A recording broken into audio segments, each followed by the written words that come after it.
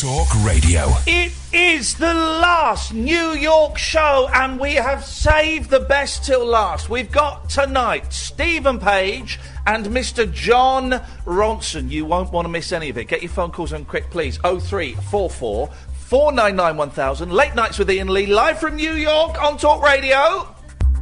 Across the UK, online and on DAB. The wild man of late night radio is back. Differently interesting nocturnal emissions from a legend of late night radio. Iain Lee, on air and off the leash.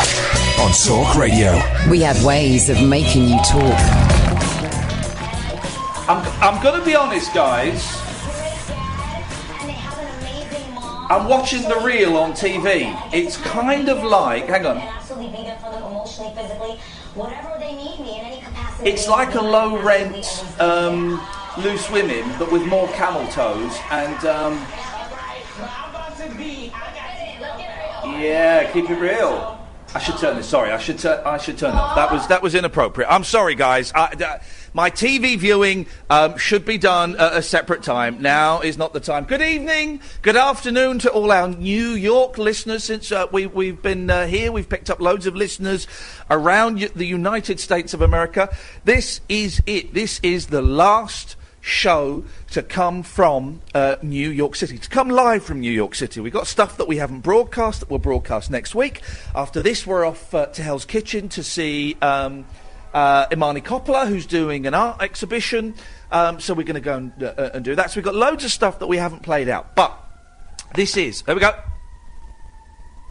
It's actual New York. It's an actual New York murder. This is the last question. You can call in. Don't forget, you're not phoning New York. You're just phoning London. 0344 499 1000. If you're phoning from America, it's 0044 344 499 1000.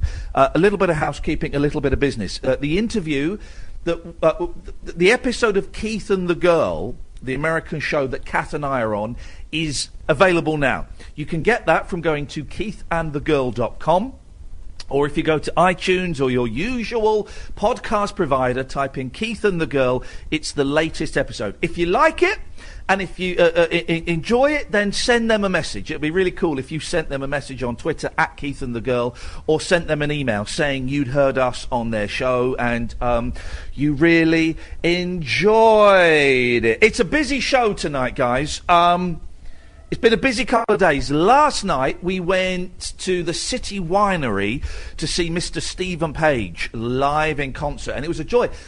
They have this thing over here in the States, and I've been to one before, where it's like a supper club and a performance. The closest thing we've got in the UK is cabaret, you know, kind of chicken in a basket cabaret. But this is much, much classier than that. This was a really swish venue. We had great... I mean, there wasn't a bad seat in the house, to be honest with you. You sit on a table with another couple, and you order food, and the food was delicious. Quite pricey, but delicious. And we saw Stephen Page was the opening act, and then there was a guy whose name is John Stace, who also goes under the name John Wesley Harding, who I hadn't heard of, and he was all right. He wasn't really my cup of tea. He was all right. He was British.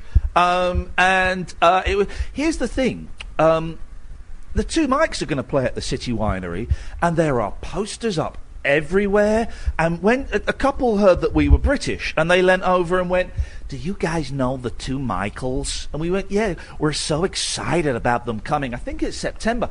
Huge. You're going to hear what happened last night, which was a joy. And then this morning, we went to the apartment of one of my favourite people in the world, Mr. John Ronson. I mean, absolutely, I love that man. And again, someone really inspiring and creative, a workaholic. And we talk about Alex Jones, we talk about Prison Planet, we talk about his new film Okja, we talk about his new podcast The Butterfly Effect, Shaming, all of that stuff. Really nice interview. We meet his dogs, who are I believe are crazy, we also went out shopping for presents for the kids, because we left it to the last day. You'll hear that, and you'll also within that two things. One, You'll hear a family recognising me. Excuse me, are you on the telly? Yes, I am. Photographs and autographs duly followed. And what that really nice family. But also, there's a bloke looking for presents for the kids, right? 0344 499 1000, and Ed will let me know if anyone calls in. Looking for presents for the kids. And there was a street stall, just a table with some fidget spinners. And I saw they had two really cool ones, metal. One in the Batman logo, and one as Captain America's shield. You'll hear the guy a little bit later on trying to sell them to me. It was he was chancing his arm. And also today we had the great joy. We got an Uber. We're mixing it yellow cabs and Ubers, right? Spent an absolute fortune on cabs. And this cab driver, Dave, the Uber driver, Dave. And quite often the Uber drivers, we've had one from Pakistan, one from, I think, Nigeria, another one from somewhere in Africa, one from a Latin American country. But this was a white, a born and bred New Yorker, this guy. And he said, you guys from the UK? It's like, yeah, we're from the UK. He goes, you complete bellends. It was...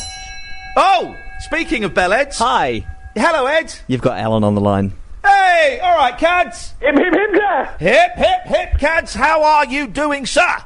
Not bad. When you're coming back to the UK? We fly out tomorrow morning at 10 o'clock New York time. We land at 11 o'clock UK time, and back in the London studios on Monday. Sounds promising. Sounds promising. It does sound very promising. I hope the plane doesn't crash. I hope it doesn't get blown up. I hope that the pilots don't have seizures. I hope that nothing goes wrong with all of the engines, and I hope that we land safely. Well, I got latest news on what happened in London. Okay. There's been riots at Kensington Council. Now, Alan, the thing is, you come on and you love talk some rubbish. There hasn't been riots. Well, Renter Mob has turned up. No. Hang on a minute. Who's Renter Mob? Well, that's what one Facebook poster was posted as. Yeah, well, that's Renter Mob. Alan, don't listen to people who Facebook and talk nonsense. For a start, right, it hasn't been a riot. Most people were there protesting peacefully, right? A few people entered the building.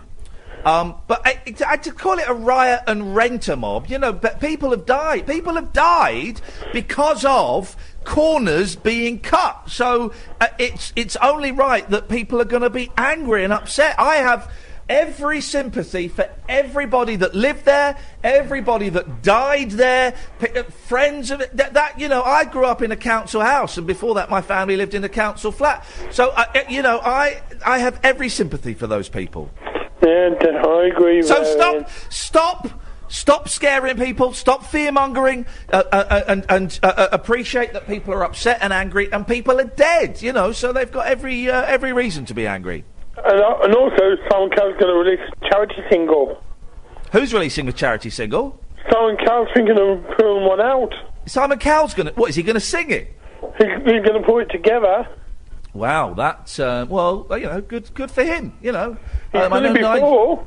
Yes, he has. I know Nigel in Maidstone would. It is just, and it's just the saddest story, and the people died because of money. That's all it comes down to.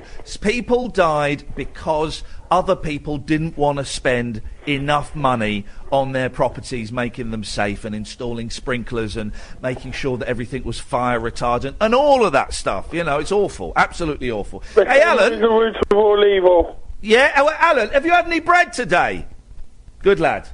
So this cab driver, 0344 499 1000, this cab driver called us bellends. And it was brilliant. He was doing it because he'd had British people in the cab before, and he'd said, hey, anything I can say to British people to make them laugh. And someone said, yeah, call people complete bellends, which he did. And it was delicious hearing it come We got in his cab, right, and we just finished all the shopping for the kids, and I got some great stuff for the kids, for the boys. I got snow globes. They like snow globes, so I got them a couple of New York snow globes, and we went to a comic store, Midtown comic store, and I got them a couple of little figurines, a couple of Mario figures, and I bought myself a Captain America, The Death of Captain America book. Oh, and then we went back to that record shop yesterday, and I found this great book. Really thick, beautiful book about albums that people have released themselves, what we would call vanity records back in the day. It is beautiful. The Shags are in there. It's a stunning book. I'm looking forward to that. But we had all these toys and presents for the family.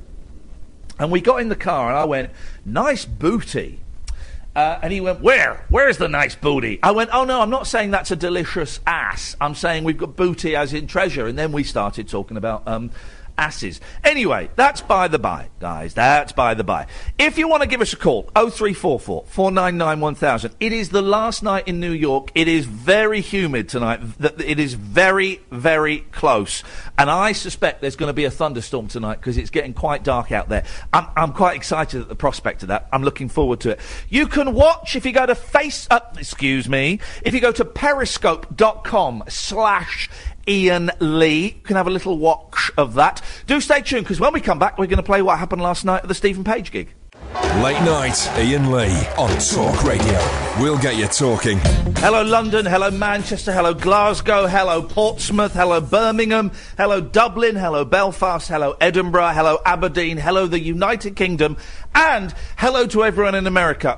Since we appeared on Keith on the Girl, we've had so many American followers joining us.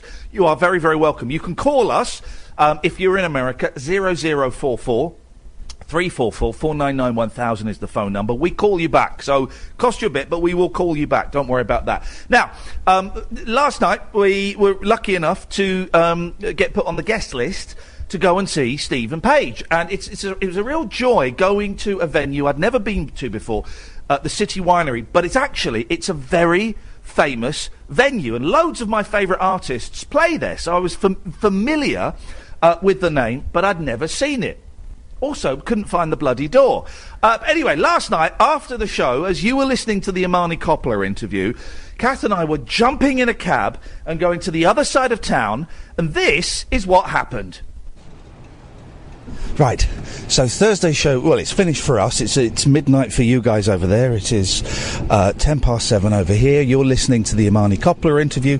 We have jumped into a cab to go to the other side of town, to go to the City Winery to see Stephen Page, who, big fans of course, was in the Bare Naked Ladies.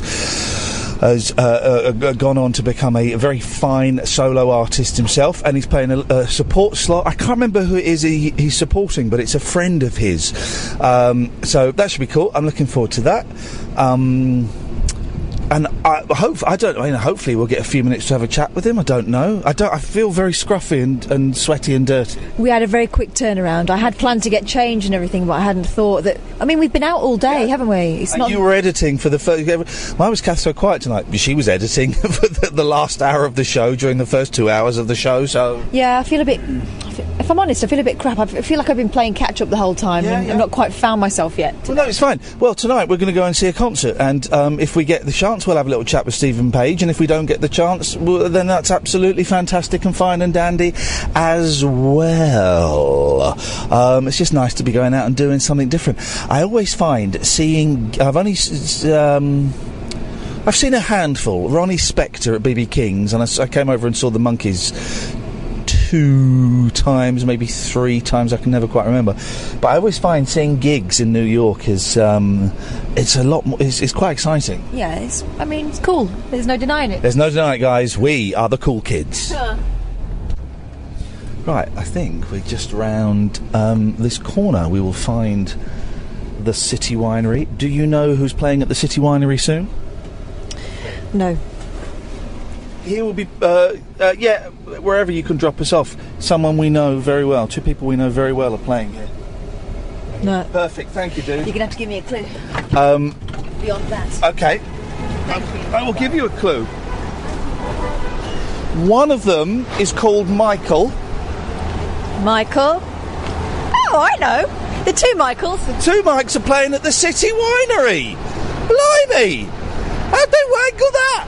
I don't know. Oh, good luck. Good luck to them. Good luck to you guys. It's a famous venue. There it is. Look, wow. Your actual City Winery. Quite often, when I see bands that I like touring, this place will be listed. I mean, Dolenz plays here a lot. I was going to say, didn't one of the Monkeys play it? Yeah, they play here a lot. So the two Mikes are going to do it. Sadly, we're not here to watch their political discourse. We're here to watch Stephen Page sing some funny songs. That's what we are here for. Now, how the hell do we get into the venue? I mean, there's a restaurant. Well, no, but that's the restaurant. That's not the venue. No. I think it's round the other side. Hey, do you know what? What? So the first day it's been slightly chilly in the evening. Yeah, because it was cool yesterday day, and then it got warm again. But you're right. The City Winery. Nick Lowe is playing here. No. That's Please use front door. Or maybe, I don't know. How the bloody hell? Oh, let's just go in. This is it. Let's do it. Rock and roll. Good evening, Cleveland. We will find our way in.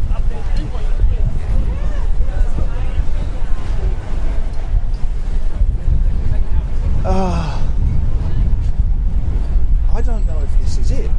How can we not find our way into a venue? No, we want to get through there. How do we get into the venue? Sorry. It's the two wooden double doors in the corner. Beautiful. Thank you. Good evening, Cleveland.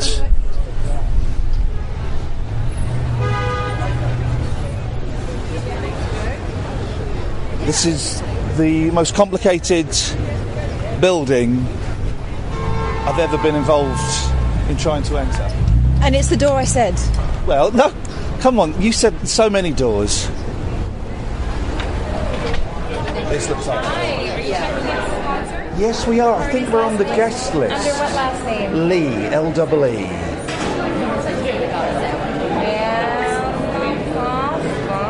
Uh-oh. Iain. Gotcha. Yeah. All right, that's a relief. 206 and 207. Beautiful. Thank you very much. So, 206, 207. My dad's name is Eddie Rabin. He said that you once interviewed him. Oh, wow. Andy Kaufman. Yeah, that's what Yeah. What's your name, brother? Sean. Yeah. Iain. That's me. His dad is a piano player. Have I got that right? Yeah. And he was friends with. He knew Andy Kaufman from Catch Rising Star. And he tweets me. Do you know what? He's tweeted me, and I've not replied to him recently.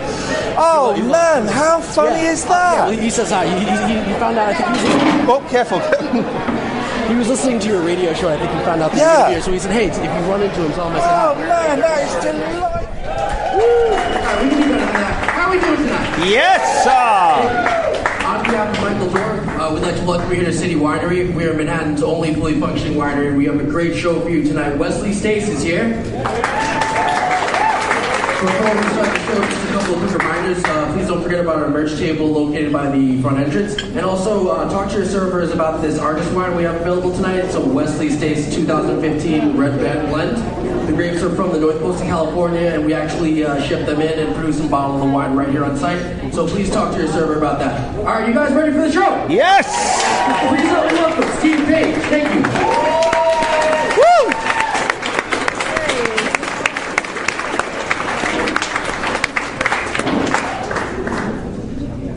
How's it going?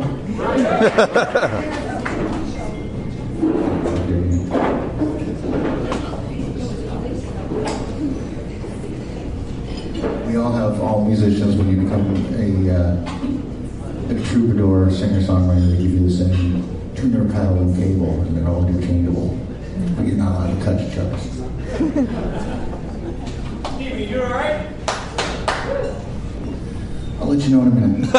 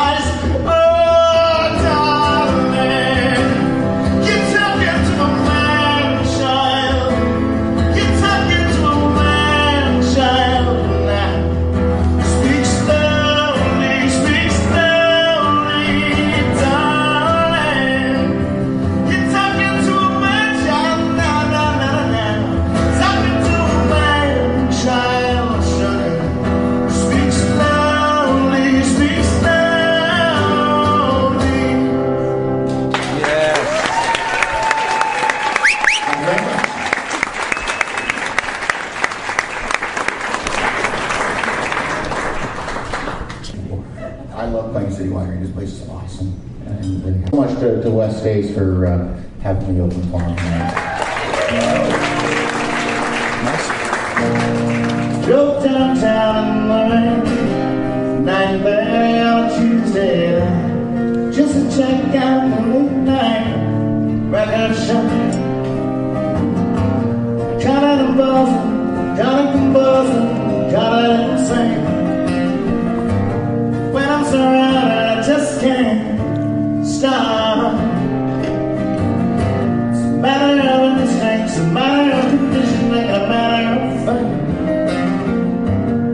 You can call me Pablo,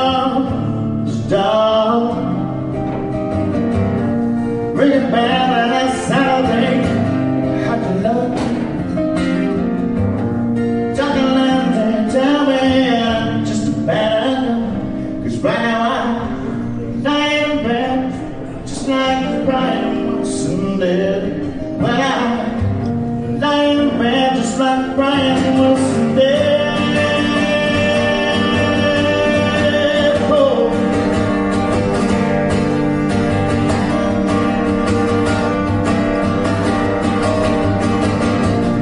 So I'm lying here, just staring at the ceiling's eyes, and I'm thinking about what to think about.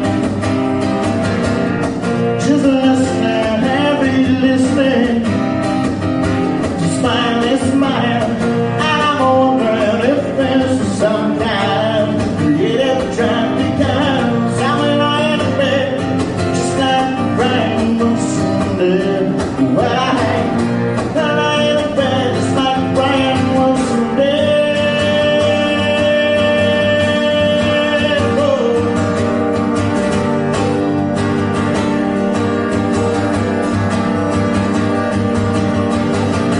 And if you wanna find me, I'll be out in the sandbox, just wondering why the hell all the love is gone. I'm playing my guitar, building castles in the sun. Whoa. I am singing fun, fun, fun. I'm lying in bed, just like Brian Wilson did. Well, I lie in bed, just like Brian Wilson did. Whoa.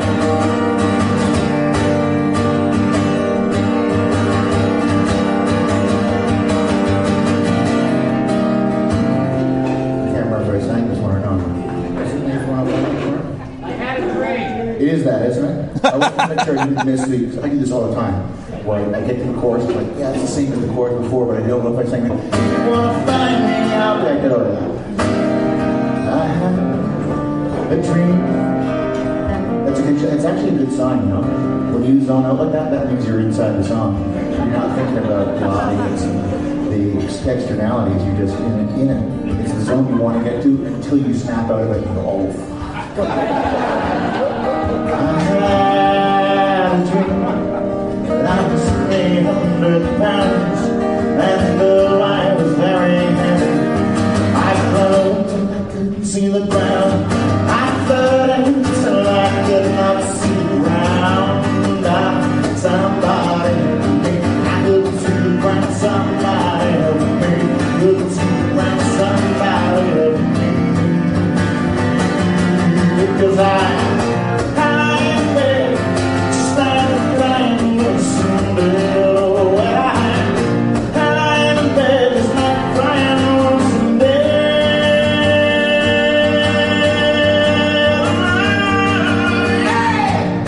Jump downtown Marine, 9:30 on a Tuesday night, just to check out the liquor name, record shop.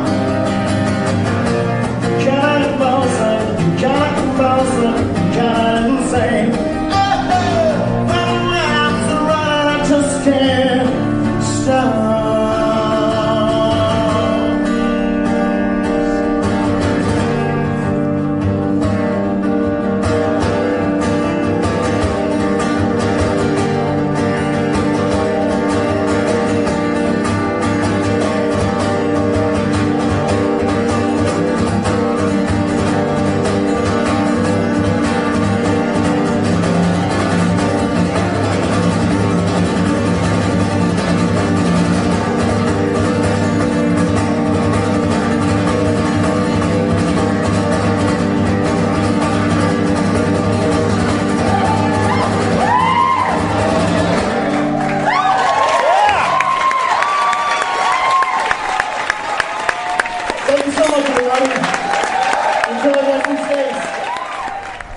It's over. It's ended. That was brilliant. I loved it. So good, so good. Not enough Stephen Page, but...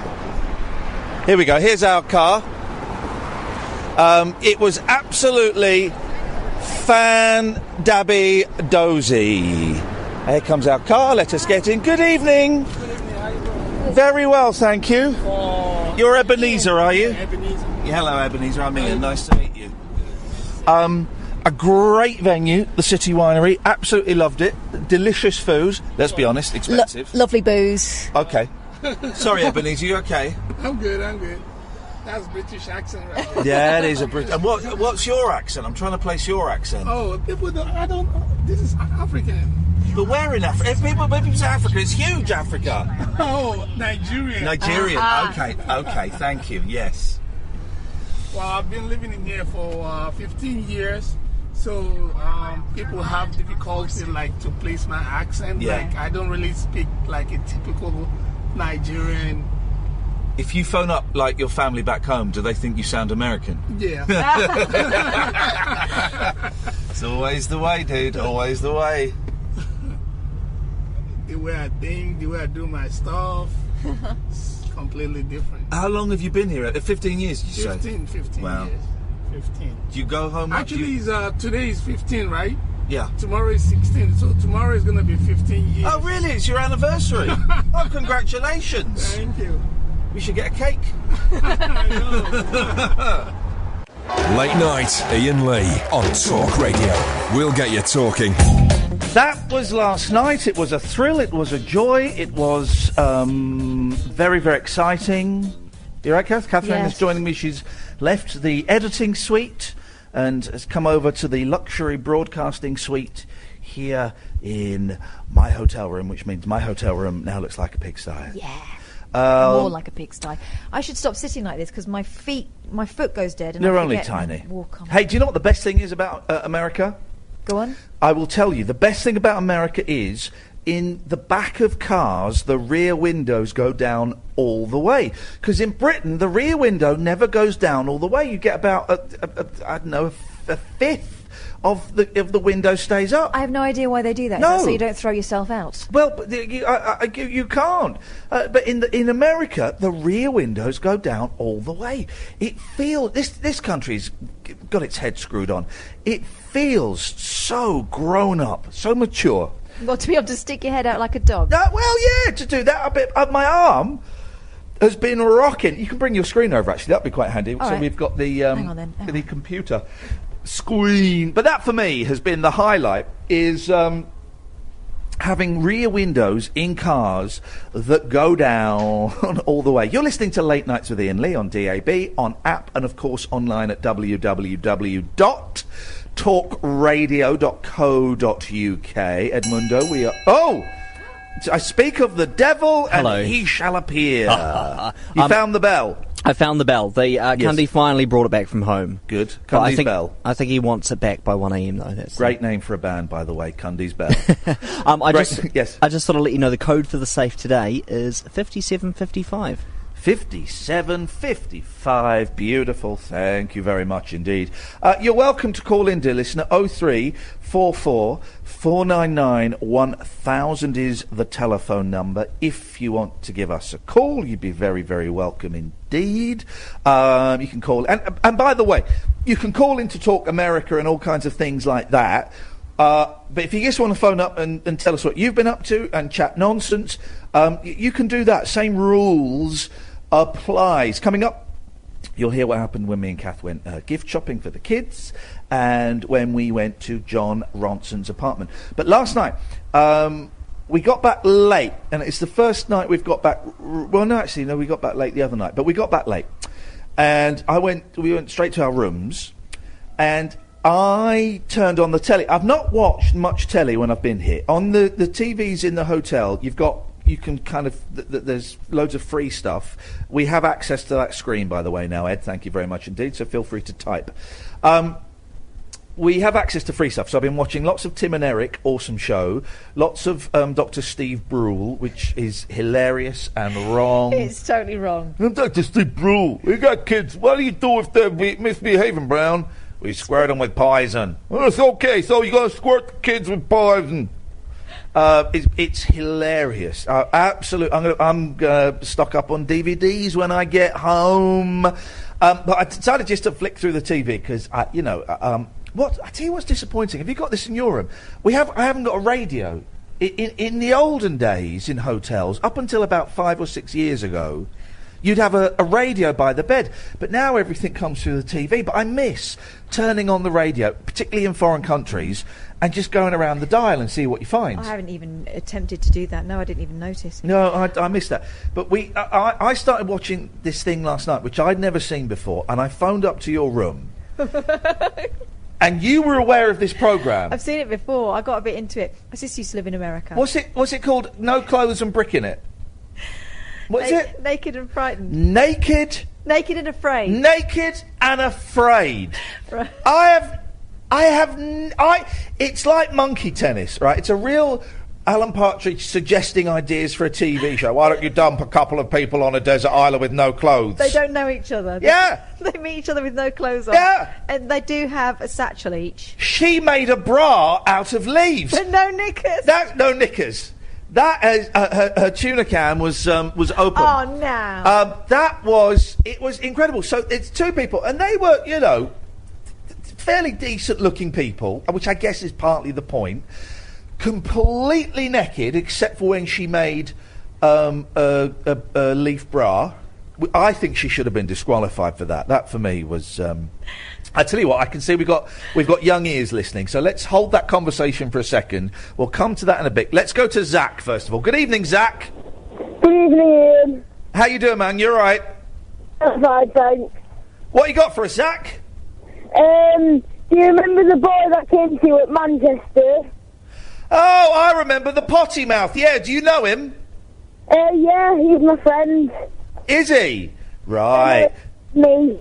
It was you, Zach. It was you. Yeah. You were the potty mouth root. How you doing, man? You all right?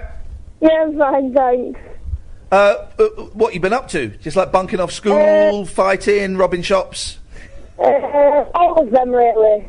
Okay, listen, if you're going to steal something, make sure you steal a decent phone, because this one is terrible. Yeah. What have you got for us this evening, Zach? I'm imagining abuse. Yeah. Okay. Well, not really, no. Any patter tonight? Any banter? You got any patter for us? Cricket. What did he say? No idea. No idea. Okay. Try again. Cricket. Tricky. Cricket? Cricket. Yeah. What about cricket? I don't know actually. Listen, go off and go and lick some bread. That was uncomfortable. Yeah. So let's have a little bump. Let's go to Andy. Good evening, Andy. Good evening. Good evening, Andy. How are you? Brilliant. I can't wait till Leeds in October. What's happening in October? I'm going to see Stephen Page. Oh, whereabouts? Oh, no, you won, didn't you? Are you going to go and is it Leeds you're going to see him? Yes. Beautiful. We saw him last night, and we hung around afterwards, and he saw us, and he waved us over, and we were chatting for about 20 minutes, weren't we? 25 minutes. Until the bouncer came over and was about to bounce us. Well, the fair play, because there were lots of people approaching him and getting things signed and pictures, and we were kind of hogging him. Everyone else had gone, and the bouncer was doing his job and was making sure that the artist was not being bothered, and but no, we chatted to him for about 25 minutes, and he was delighted. He got ejected. Yeah, well, then we got ejected, yes. But he was supporting this guy called John Stace, who goes under the name John Wesley Harding, who he's released about 20 albums, this guy. He's British. I'd never heard of him. But his new album is recorded with the Jayhawks, who are a band that I have heard of and I have a lot of time for. And I thought he was okay. It wasn't really my thing. But the audience there were loving him, weren't they, Kath? They were, and they thought he was charming and witty. But he was charming. He was, and he seemed like a very nice chap. He really did, yes. It was kind of Elvis Costello-y. Nick Lowe Light. Yeah. He was Nick Lowe Light, I would refer to him as. And what was interesting was most people were there to see him. A handful of people were there to see Stephen, and some people were there to see both. And it dawned on me, because we shared a table with a couple who were there for John Stace, and it dawned on me that we were both seeing completely different shows, because Kath and I were watching Stephen Page with, when we saw him, he had an aura around him, and we were thinking, this guy's a poetical genius. and the second guy wasn't really our cup of tea. And vice versa. The couple who we were sat with were thinking Stephen Page is okay, but the aura was reserved for John Stace. It was just interesting to experience that. But we had a great night. You'll have a great night, Andy, when you see him in Leeds. He's going to have a couple of musicians backing him up as well, so it's going to be lovely. Yeah, well, I sometimes go to gigs actually to see the support group rather than the main act. Yeah, that happens from time to time. These things happen. But it was a thoroughly enjoyable evening. Well, the other guy wasn't rubbish by any stretch of the imagination. Just wasn't quite our cup of tea. And of course, we weren't familiar with the songs. If you're familiar with songs, I think you're more inclined to enjoy an evening. But it was good. It was good fun. Well, you can't like everything. This is going to be the title of my autobiography. You can't like everything. I think that's true. Very wise words there, Andy. Right. Go and buy yourself some bread. Go on, you deserve it. 0344 499 1000 is the telephone number. Now, here's the thing I want to say. We'll go back to Naked and Bricking It in a minute. Here's the thing I want to say, and I'm going to say it carefully, because what we don't do now, and I used to, and we don't do it now because it's inappropriate, we don't body shame. Okay? We don't body shame. That is... and I think it's a great thing that we don't, and I've been guilty of it in the past. But the guitarist in the second band for this John, I don't know what he's called, John Wesley Harding or John Stace. He goes under both names. Wesley Stace. Apparently he's called. Hang on, I found it. Okay. Well, he uses different names because one he writes and he's released 20 albums. He's a lecturer. I read about him. But the guitarist for Mr. Wesley Stace, John Wesley Harding, whatever, the guitarist was tiny. I mean, he was under 5 foot, playing a full-size guitar, because you can playing it amazing. He was incredible. Piano, keyboards, guitar, singing. He was great, absolutely great. But it dawned on me, I have never seen a tiny rock star. Now, Davy Jones was 5'3". He would have towered over this fella. But Bruce Springsteen. He played when Davy played bass. He had a 3/4 length bass made up for him. But Springsteen's 5'4", I think. This guy was about well Paul under. Simon? He's small. 5'2". I know all the rock stars' heights, but I'd never seen someone so small, and it struck me as odd. You never see small bands. Small bands. 0344 499 1000 if you can think of any small rock stars. Nikki is on the line. Good evening, Nikki. How's it going? Yeah, it's going very, very well, man. Having the time of our lives. It's our last few hours. Our flight tomorrow is at 10 a.m. And then we're back in the real world. Are you looking forward to coming home? No, well, I'm looking forward to seeing my kids, of course, and Sunday's Father's Day, and I've got them all day because my wife is working, and we're going to go and have ice cream and mess around, so that's going to be fun. But apart from that, no, I'm not looking forward to coming back. Yeah, I wouldn't be. I'm so jealous of you guys. It's always been my dream to go to New York, and you sound like you're having the time of your life. Well, do you want to know? Well, right. How much are flights to return flight to New York? Tell me. Well, the last time I looked, it was in the region of, I looked with hotels, and it was in the region of sort of £800-ish. Right. The return flight cost us 370 quid each. Return. Right. And you can find a cheaper hotel than that. Yeah, I might have been looking at the pricey ones just to be a bit flesh. We went. Fair play. We booked it through Finland Air's Finnish Air. Finn Air. But we went out on an American Airlines flight, and it was 379 quid return each. That's incredible. And you can get cheap hotel. If you want to do it really cheap, and I'm talking like tens of dollars a night as opposed to, $150, book into like a YMCA or a hostel or something. Because I've always, as long as I've got a bed and access to a shower, that is all I want from a hotel. Plus, you're not in the room, are you? You're out and about. There's so much to see. You don't have to spend a fortune because there's loads of... Walk? Yeah, I suppose that's a good point, really, about not being in the room. Exactly. Honestly, I like a nice hotel room, and we've got really lucky with these hotel rooms. But my thing is, if I've got a clean bed access to a shower. That's it. That's all you want, because you're going to, you get up, you go out and have breakfast somewhere. You can eat. You can eat expensively or cheaply. The food in kind of the cafes and the burger joints and stuff is quite expensive, but there are loads of stalls on the corners of the street selling hot dogs and bagels and croissants and coffee. And we bought breakfast for us the other day, 2 coffees, a Danish and a bagel. It was I think it was $7 for the 2 of us. Excellent. Do it, man. Do it! Quick question. Yes, sir. Will you be bringing back the chocolate Coke? Yes, I will be. I have found... we need to talk about this, Kath. You're going to have to leave your clothes behind. What? Well, my bag is full of books and toys for the kids. You're going to... We'll talk about this tomorrow. We'll talk about it tonight off air. What about if I wear all my clothes? If that makes you comfortable, you do that. But I'm going to need your luggage. We've got to leave all of the studio equipment behind as well. Because I've got about 24 crates of chocolate cola, and I want to sell it to these suckers. You want to buy some, don't you, Nick? Yeah, absolutely. I will buy a couple off of you. Dude, it's happening, man. Dude, I'm going to bring back some American bread as well. Dude, it's happening. I'm going to make my fortune. In chocolate cola. Flipping it, that stuff. Dirty. Speaking of dirty, so, Naked and Afraid, right? So it was these 2 people... I have no idea why they have to be naked on that programme. I couldn't work it out.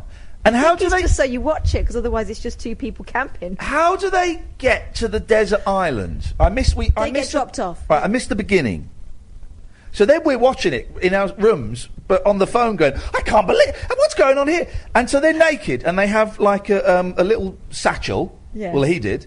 And they... He had a pot and she had an axe. They were their luxury items. He took a saucepan, and she took an axe to kill him if he was a. No, I'm surprised she parted with him that long. And what was the thing that they were rated on? It was like the PSI, the Personal Survival Index, which was completely made up, right? And his was higher than hers because he'd read loads of books on survival. Yeah, she had taught survival techniques, but she was a little bit underconfident. Yeah. So that brought her index down. So they found... So they're on a beach, naked. They weren't afraid. No shoes. The shoes count as clothing. And they built a shelter, and then they found some stagnant water, so they had to start a fire to boil the water to clean it. And so for 21 days they've got to survive. And on the 21st day, I think he might have got a bit of a smoke out of his hole. No, he was doing that thing where he stuck a stick in the hole and rubbed it. He kept inventing stuff. He invented these machines that... Now, here's the thing I don't understand. And if you understand this, please tell me, right? I don't know how rubbing sticks together starts a fire. Friction, obviously. And heat. Well, but how does that make a fire? He didn't know either. So they're rubbing sticks for literally 2 weeks. And all it's doing is making the stick go black. That's it. Then he invents a machine that makes the stick go faster, and it doesn't work. Then he finds some broken glass, so he invents a machine to magnify... he tries to use the power of the sun. Like burning bees when you're a naughty boy. And all they've got to eat is they found sea snails, and you can eat sea snails raw. Yeah. But then he started... Do you see the bit when he built a trap for the iguanas? He built what I would call an iguana trap. And what it was, the bait was a bit of coconut on the end of a log, and a trap that was a bit of string, and the iguana would go through it and it would tighten around its neck. But you know what the iguana did? Bit through the string. No, he just went round it. Because iguanas can go under and over and round. So the iguana... I saw her stabbing crabs at one point. She was stabbing crabs. He was rubbish. He kept going, I've got to sit down. I've got to... But then they did start a fire, and they were all right. And that was it. And then they have to get to the other side of the island. They get picked up by a jeep. And if they don't get picked up, then they're left on the island forever. Well, I didn't believe that for a second. No. For a second. They weren't afraid, though, were they? Apart from when they went for a swim in that pond, and then they realised there was a caiman in there. Yeah. A what? A caiman. What's that? Crocodile We'll say thing. crocodile. Well, no, it wasn't a crocodile. Oh, come on. It was a caiman. What I don't understand, right, and this is a genuine question, and I speak from experience. Oh. They were naked. Mm-hmm. They had nothing, right? How come their bums were clean? Because we saw a lot of the genitalia. Sometimes they were sandy. And the breast were pixelated, but the buttocks and the anus. There was no anus. Was clean. I didn't see an anus, did you? I don't think I'm clean from the dump I took this morning in a restaurant. I got bored wiping. They're on a desert island. How is their anus clean? I know why. Why? Because they'd only been eating snails. There we go, you see. There you go. It was honest. But then people are saying... Then I tweeted this, thinking, I'm going to look so cool about this. And everyone's going, oh, yeah, I've seen that. And there's a naked... Was it? Naked and Afraid XL. So that's big people doing it. I'm assuming they mean... Yeah, but larger people. No, rather than... No, please, Catherine, for goodness sakes. I've never seen anything like it. It was absolutely wonderful. I still don't understand why they were naked. Is there I'm going to look on Amazon now and see if there's a box set DVD of it, because I'm buying every single one of those. But those two got along really well. I saw one once where he was horrible, and they just fought for the whole time. I think she tolerated him. The bit when he said we need to start making babies to keep the human race going, that I thought was... You asked me when that was going to happen. I had to let you down gently. Dear listener, you are listening to the very last, for this time anyway, Late Nights with Iain Lee and Catherine, live from New York City. Still to come. Hear what happened when we tried to buy presents for the kids, and some bloke... Well, the bloke selling the Spidget Thinners was a genius. And also John Ronson. You're listening to Talk Radio. Talk Radio. I've just ordered the Naked and Afraid box set. 4 discs, 11 hours of that. Beautiful. 0344 499 1000. Late Nights with Iain Lee, live from New York. Across the UK, online and on DAB. Get an earful of unusual nocturnal emissions with radio's Lord of Misrule, Iain Lee. No relation, thank God. Unfiltered night talk with the original king of unconventional conversation. Late Night Iain Lee on Talk Radio. We have ways of making you talk. Just ordered the box set. £3.23. 11. Is that all? Yeah. 11 hours, 4 discs. 24 bums. Naked and Afraid. It's good to hear that Talk Radio's part of the Stand Up for Cancer thing, because it's a great charity, it's a great cause, and it's exciting that we're kind of involved. I think I can say this quite safely now.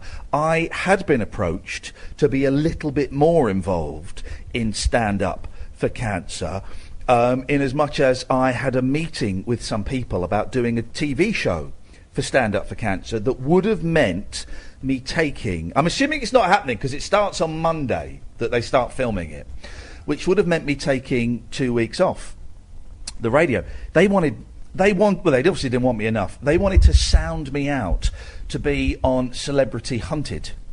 And I watched the show. I'd never seen it before. I really liked the show.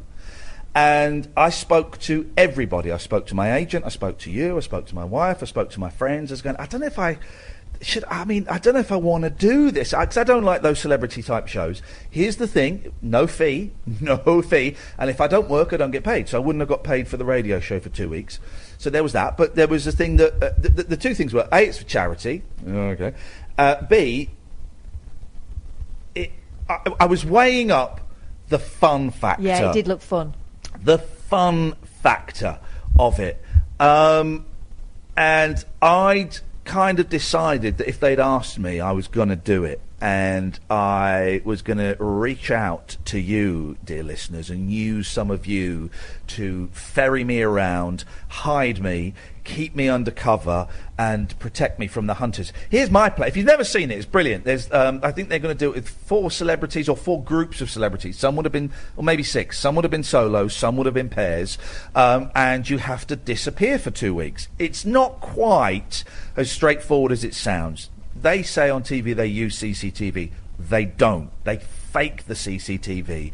Also, they give you an email, a Twitter account, a Facebook account, all of that kind of... Or they want access to yours. And anyway, so it's kind of... And you have to do... Throughout the 2 weeks, you have to do 4 things. You have to appear somewhere 2 or 4 times. So I would... For example, if I was doing it, I would have to meet you in the first week and then another friend in the second week, and I'd have to arrange it through social media or phone calls or stuff like that. So you can't just go and No. like hide out in a caravan for No, 3 weeks. no. I said to them, can I dig a hole in the ground and stay there for 2 weeks? They went, no.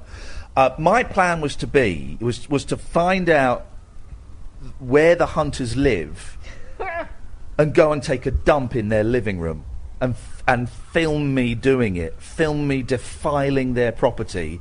You know when you get sometimes you get really thick people that escape from prison and then go on Facebook sticking their fingers up saying, "Up yours, copper, you'll never find me." And then tag their location. Yeah, I was going to do that. That was the plan. 0344 499 1000, by the way.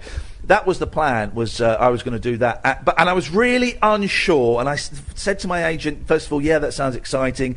And then I said, Nick, actually, I really don't fancy it. It's my thing was, and I think I said this to you, Kath, it sounds like a real faff. It was a faff. I mean, it's nothing if not a faff. Sounds like a real faff. And then I had the meeting and I came out and I texted my agent and said, Nick, I want to do this. I really want to do this. And then 2 days later, I'm like, I'm not sure. But I'd ended up erring on the side that, yeah, actually, I'd like to do this. I think it would be a really good experience and I think I could do quite well. But I must have sucked in the interview because they never asked me. Oh. Do you know what I think? They got more famous people. No. I think that you would have been too good. Well, here's the thing. I was going to dress up in a hijab, and I was going to black up. No. Yeah? And I was going to cross-dress. Right. I was going to go... Did you tell them all this? Do you remember, my disguise was going to be... Is it the hijab where it's just the eyes, or the niqab? Niqabat. Anyway, let's say it's a hijab. I was going to wear a hijab and in a wheelchair. Did you tell them this? And then just hang out outside the Channel 4 offices. That was my plan. Did you tell them that? Yeah. Okay. I think I know why they didn't call. Okay. So, their loss. Their loss, not my loss. It's their loss. It's television's loss. Television's weird. And every time... Because my TV career is over now, and I have accepted that. But every now and then, I get little sniffs of a job, like Hunted... Like Bear Grylls' Celebrity Island, where I was a standby contestant, and it looked like at one point I might be going. And every time I raise my hopes, and I get my hopes up, and I get really excited. I think, oh, because the Bear Grylls' Celebrity Island would have paid. That was sweet money. I mean, sweet money. And it would have been a laugh. You know, Mark Watson was on there. I like Mark Watson. I think he's brilliant. And I learned to kill animals with Mark Watson. By the way, that's a great name for a show. And I would have killed wild boar easily. And every time I get my hopes up, and they then get dashed. And after it, I'm like, right, never going to let them get my hopes up again. And then they do. And I had the meeting with the people of Hunted, and they were really, really nice. Really nice.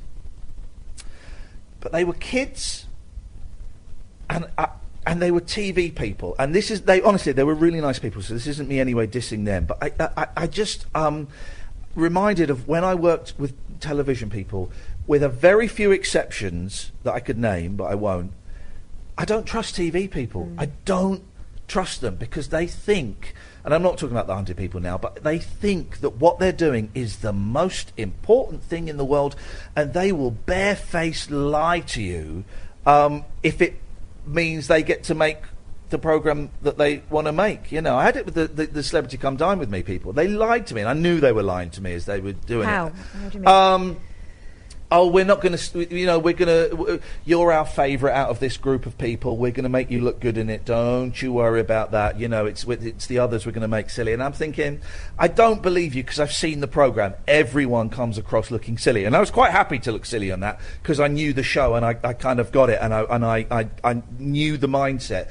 But I also knew they were lying to me. Yeah. You know, they were lying about what they were going to do. Of course, you're going to make me look silly in the edit. That's Come Dine With Me. You don't ever have one person on that show who you all think, yeah, that's the good guy. You don't ever watch Come Dine With Me and come away going, oh, they were all really normal. That was good. No, it's a freak show, and I got that, and I signed up to be in a freak show there.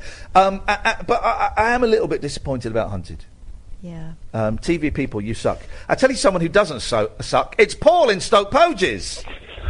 Thank you for saying that. You gave me a compliment for a change. There we go, Paul. I appreciate that. What you got for us? Okay, someone that's not a musician. Well, first of all, something that I believe if you want to do something for charity. Well, what? You were talking about charity organisation. Yeah, I don't want to do anything for charity.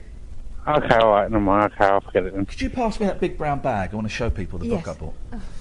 Yeah, go on.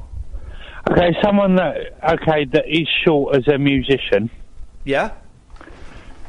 Is his name Brian Johnson, the lead singer of AC/DC? Yeah, he's still about 5'7" though. I tell you what, he's the most That's not short. That's as tall as me. He's the most miserable git in the world. I was doing Have a you TV met show. him? Yeah, I did a TV show with him over a period of a week. And I did a joke with him, right? At the end of an interview, I said, by the way, Brian, before you go, which band rocks the hardest? And he went, why, AC/DC, man. And I went, no, you're wrong, it's Kiss.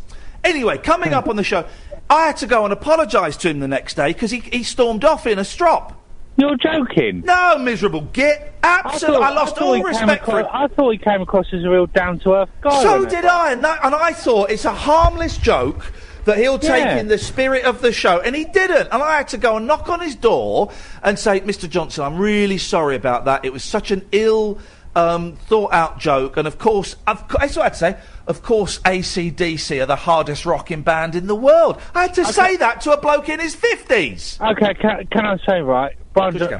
He replaced Bon Scott. He sounded the same, but he was no Bon Scott, was he? Here we go. What was the band that Brian Johnson was in before AC/DC? Now you've got me there. Do you know what? I can't remember either. It was something like they were called like Shampoo or Cupboard or Waterfall. Champagne it was something like that, wasn't it? Yeah. They weren't that big. They were no, they were like a pub band. And God, I don't want to Google it. Google's cheating. Yeah, no, I'm not. I've got a computer in front of me. I'm not going to Google it. No. Weren't they a bit of a glam rocky sort of thing? Yeah, they were kind of pub glam crossover that was sort of big in the early 70s. A bit Slady-like. A bit like, yeah. I tell you, Paul, you'll like this book I bought, right, in this record shop today. Huge, thick book, $35. It's called Enjoy the Experience, right? And I saw this and I loved it. It is a book compiling records that people have had pressed themselves. We would possibly call them, I've forgotten the phrase. Vanity project. Vanity recordings. It says here, homemade records, 1958 to 1992. And it's got the Shags are in here, Robbie the Werewolf. Right. Yeah? Okay, can I say, right? A band that, I know where you come from, Britwell, Slough. Yes. A band that came from Slough that had records pressed themselves, 1,000 Yard Stare. 1,000 Yard Stare? 1,000 Yard Stare have got back together! No, they haven't. The 1,000 Yard Stare are back together! No! Yeah, they are! I think they released a record recently. All those bands are. 1,000 Yard Stare, the Soup Dragons... Ned just told me but Dustbin. I don't know if Ned's are. You'd have to... I know that Bread are getting back together. 0344 499 1000. Late Nights with Iain Lee live for one night only in New York City on Talk Radio. Late Night Iain Lee on Talk Radio. We'll get you talking. This book, if you're watching on Periscope, I've just shown it to you. It's an absolute joy. Homemade records. Dwayne Smith, get directly down. Oh my God! What's that? Kristin Lems. Kristin Lems in the outdoor. Is that about anal sex? Flipping heck, it is, isn't it? Anyway, I'll never forget. When I was at LBC and I was produced by Chris, you'd like Chris, he's such a nice lad. He produces Nick Ferrari now, so he turned. We had Dr. Carl Kennedy on. Oh, yeah. And he's brilliant. Alan, I can't remember his name. He's such a nice bloke, and he gets Neighbours. He gets Carl Kennedy. He gets his position, right? And he trades off the Neighbours name to play his band. Yeah. So his band play... like country, isn't it? Well, it's rock and indie rock. And his band play bigger venues than they would if he wasn't the bloke out of Neighbours. And he gets it, and he loves it. And he does a mixture of covers, like he did the Kaiser Chiefs and I don't know, whatever, when we saw him. This was 10 years ago. And a mixture of originals, including a song called Accidental Trespass. Oh, no. And Chris asked him, and he meant it completely, 100%. It wasn't a gag. After the gig, we'd already had him on the show, and he got us guest passes to the gig, and we went to the gig, and we were getting, there was a queue to get stuff signed, so we queued up. And he hands it over, his CD to get signed, because Chris was genuinely a big fan. He went, I just want to ask you a question. Is accidental trespass about anal sex? And Dr. Carl Kennedy burst into laughter, and he went, I'd never thought of it like that. It could be, yeah, it could be. You're listening to the last late night live from New York with me and Kath. We're off to see Imani Coppola at art exhibition. We'll take the recorder. We might record some bits and pieces for next week. But today that was the most important thing. No, it wasn't going to John Ronson's apartment and having a park pointed out to us where they'd film bits of the Warriors. No. It was buying presents for the kids. Now listen carefully, right? You are going to hear the biggest bullshiner ever. The fella selling fidget spinners. I have never heard such crap in my life. Have a listen to this.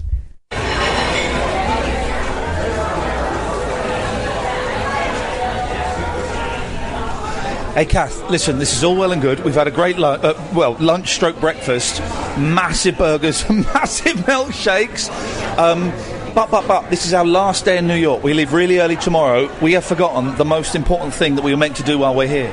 Empire State Building? Nope. Statue of Liberty? No. Presents for our kids. Oh, God! Quickly, whatever you finish that burger, we need to go, and we've got to get presents for the kids. Otherwise, it's no point in us going back home. You're right. Okay. We're looking for shops. Hey, a shoe shop. Kids love shoes. No, they do not. Okay. Hey, a clothes shop. Kids love clothes. No, mums love clothes. There's a Santander. Bank? Spanish, isn't it, Santander? Yeah, it is. Great to see them doing so well over here in the United States of America. They're big in financials, the Spanish, as we all know. No, they are not. They are big in financials. Oh, my God. Have you been learning? Yeah, been practicing. Books are boring, everyone knows that. No one reads books, they're dull. My kids already got books. Sorry? I bought my kids' books yesterday. Yeah, they won't. That's boring. Yeah, they won't like that. Boring. Books, boring. Well,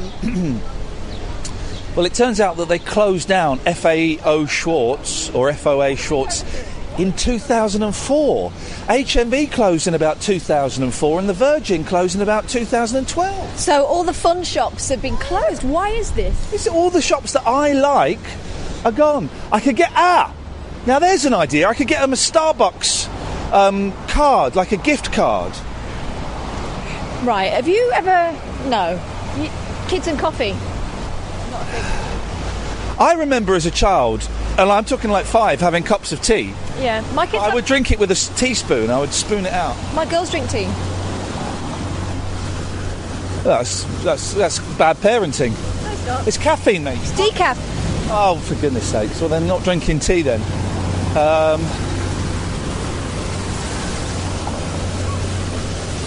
remember having tea in a bottle. Really? Like a baby bottle. Oh. Yeah, or a Tommy Tippy. We used to give the boys vodka in a bottle. We called it Tommy Tipsy. Good And one. just for those idiots who like to complain to Ofcom about me, that was what I call, in inverted commas, a joke.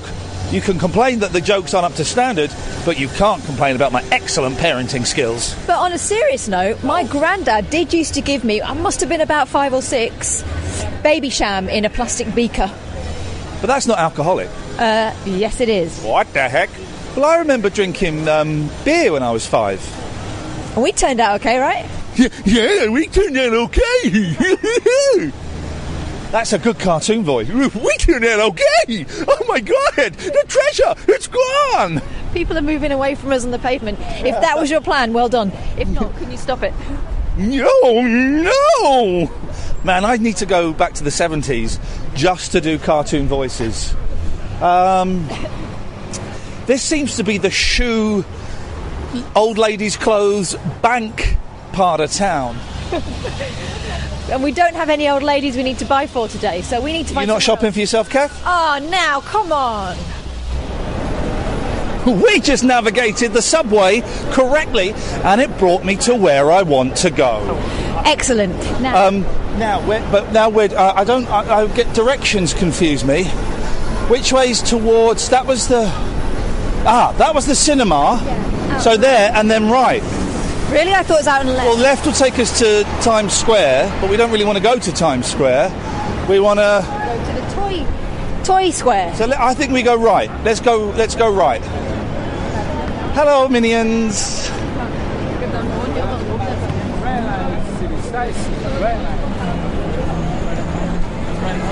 Okay, we're on Broadway, and it's opening night, and we're not on Broadway. We're on the street Broadway, I think. So it's better to say that, isn't it? No, now we're on Fashion Avenue. I don't even know. Favenue. What? Favenue. We're on Fashionue. We're on John Fashionue. The Fash. Okay. There's a comic store. Right. Guys, I don't know. Oh, hang on, there might be some Wonder Woman stuff there. We can get away with that. Yeah, let's have a little look-see in there and see what we can find. Aha! Now, one thing my children did request was snow globes, and this is what can only be described as, my dad would call it, a toot shop that sells crap. But they've got snow globes. Let's go and get some snow globes for my kids. I might just buy them some fidget spinners and say they're like really good because they're from America. They're rare, yeah. Rare American fidget spinners. This is a proper tacky tourist shop. Brilliant. I love it. Let's see what we can find. Here we go. Snow globes. 2 for $25. I'm in. I quite like the cab and. The thing is, you've got to get the same one, haven't you? No, my kids would always want different. Oh, my kids will fight horrifically over it. No, what does that say? Oh, no. Pride, New York. I mean, yes, it's in the rainbow. It's an LGBT snow globe. I'm not averse to that, of course.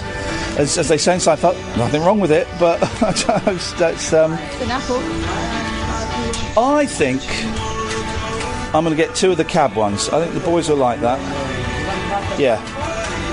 We're going to get those, I think. Can you hold this for me, please?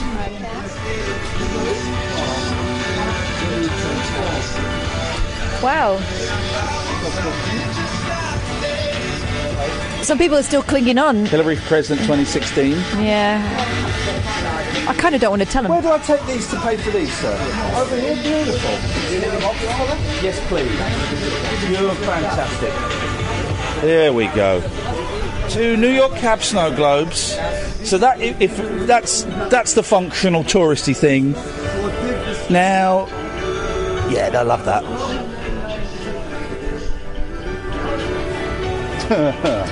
It's a Donald Trump bottle opener, guys. His mouth opens the bottle.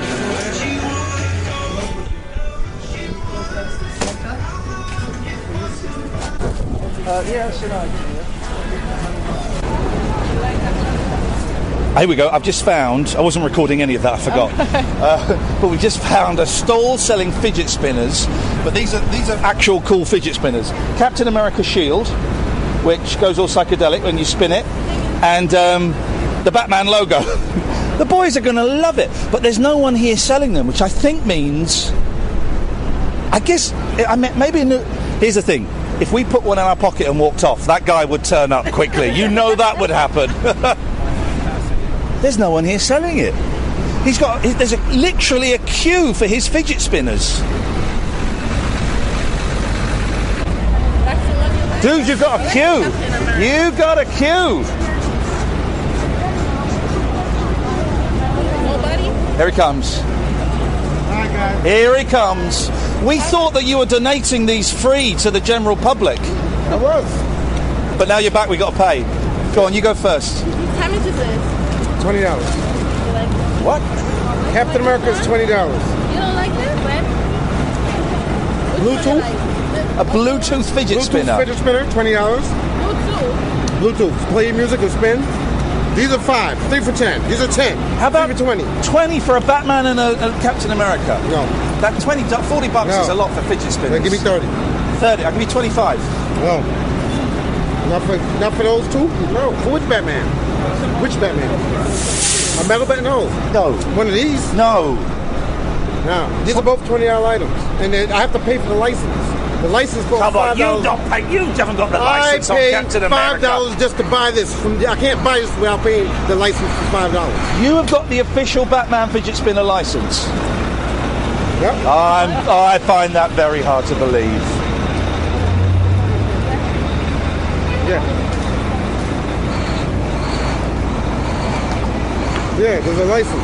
Yeah. You have to pay for the license. Come Just on. like I Live in New York. Come on. I Live New York. That's license. Yeah, they have trademark, license. This is the same thing. It has licenses. You've not paid for the license. And I'm right in front of the comic store. The comics don't own I'm right in front of the comic store, so they don't even sell these anymore inside the comic store because I sell them out here.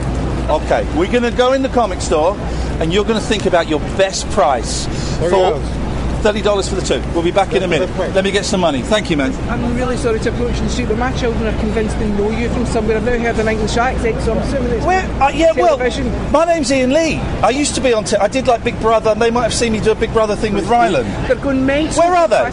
They've got special needs, right? They've got a learning disability. The wee one there. Let's go and say hello to them. Should we go and say hello? Yeah, of course we will. Mum, something to tell who is it?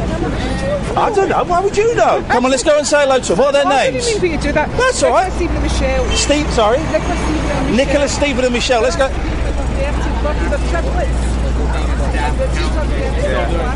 Where are they? Oh, we'll go and say hello. Nicholas, Stephen and Michelle. Hey guys, it's about to start raining. We're coming. Hey, you were right. I used to do a thing years ago. Well, a couple of years ago with Ryland on Big Brother. Yes. Is that where you saw me? Yes. I thought it might be. Well, they were a delightful family, and now we're inside the comic book store, and it is an absolute treasure trove of toys. My kids would love it. At the moment, I am fingering Mario, and I'm looking for a Luigi, but we don't have a Luigi, so I might just get 2 Marios. I think the kids would love that. You don't want to... Bowser Jr. No, this is the thing with my children is you've kind of got to get similar things. Hang on a minute. Can you hold that? Yeah. I've seen that. How much is this? Oh, there's a flash for $6. I've got to buy that. So we get a flash for $6 as well. Let's get one for the other.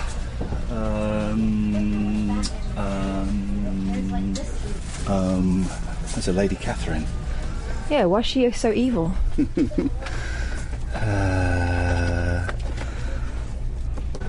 This is a good little haul. A couple of Mario figures. And this is going. Yeah, so we're recording, that's why. That's good producing. Soz. So that bloke can shove his $20 fidget spinners up his ass, as far as I'm concerned. But good for him for keeping up with the licensing agreement. Well, you so often you see these vendors in the streets and they have no official connection with the company. So for him to be able to do that, respect, and that's why it costs so much. $93.59. Thank you very much indeed. No problem, man. Beautiful. Boys are going to love those, and I'm going to love my book.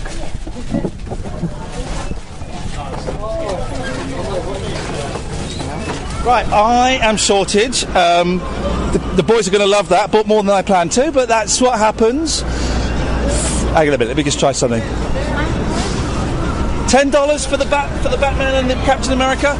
The pair? Okay. Okay, man. Not a chance. What is it you're after? A unicorn. And a baby or a dog. Right. But the baby or a dog, I think, is an option. The eldest is a lot more laid back, and she'll just be happy with what she gets. Yeah. The youngest knows exactly what she wants. She wants the unicorn. It's got to be a unicorn. I don't know where we're going to get a unicorn from, but if we're going to get one, it's going to be in New York. Of course, the home of the unicorn. Well, I would say a successful shopping trip. We beat New York. Talk Radio 1, New York 0. And now can we sleep? Oh, no. No, now you've got to work hard, and I'm just going to sit and close my eyes and meditate on the experience we had running around like idiots buying toys for our children that, let's be honest, we probably could have bought back in England. Late night, Iain Lee on Talk Radio. We'll get you talking. Late Nights with Iain Lee on DAB, on app, and of course on talkradio.co.uk, live from New York City for the last time, certainly on this run. Those fidget spinners that were $20 each, I've just ordered them from Amazon.co.uk. And they were, what, more expensive, I guess? Well, I guess Amazon don't have the official licence, because I got the pair of them, including postage, for £6. Not $40, which is about 35 quid. Outrageous. I got them for £6. And I tell you what's outrageous, Catherine. I was considering paying that. Absolute. I got the licence. They don't sell them in that store no more. But he did himself out of quite a lot of business there, because at one point he did say $30 for two. I went back and I said, after we'd been in the shop and we bought the presents, I went back and said, mate, I'll give you $10 for both. $30. I said, jog on, fella. Stick your licence where the sun don't shine. Speaking of licences, it's Muffled Ray. Yay. Oh, for flip, can you hear me? Yes, but take that thing out of your mouth. You're right, you're not even funny. Well, sometimes you are, but obviously, can you hear me any better than normal? Yeah, I can actually. Are you on a different phone? No, same phone. I'm just walking home. Maybe it's your house. Maybe your house is it has a dulling effect. Like your calls. Unbelievable. It's just science. So rude. Science. It's just science, right? What you got for us, boss? Well, I was just listening to the lovely little bit you've just done, and I'm glad there was more to it than snow globes, because that would have been a disappointment. No, it wouldn't. Do you know what? My boys, when I was coming, I said, right, what do you guys want? And the eldest said Lego. I think the youngest might have said Pokemon. And then they both said, if you can't get that, snow globes will do. They love snow globes. Really? Yeah. My boys love snow globes and fridge magnets. No one loves fridge magnets. No, they do. Because they do. I'm a mum and people keep buying me fridge magnets and assuming that I'm going to go for that. I smile, but no one loves a fridge magnet. No, the boys love them. Honestly, the boys love them because it makes them feel like they've got... I mean, they'll grow out of it soon enough, but they feel like they've got connection with another place. They're on display in the kitchen, so everyone and they go to that. Oh, no, they're constantly showing me their fridge magnets. No, they love it. Very simple pleasures. Enjoy that. My children, Ray. Very simple pleasures. Wow. I've been up to Chelsea Art College tonight. My niece has just sort of finished her degree. Oh, yeah. Snow globes? So I will tweet, when I get home, I'll tweet a very interesting picture of one of the exhibits there. I bet is there a penis involved in it? No, but it's worse. It's Theresa May. Oh. I've got to be careful. It's Theresa May naked.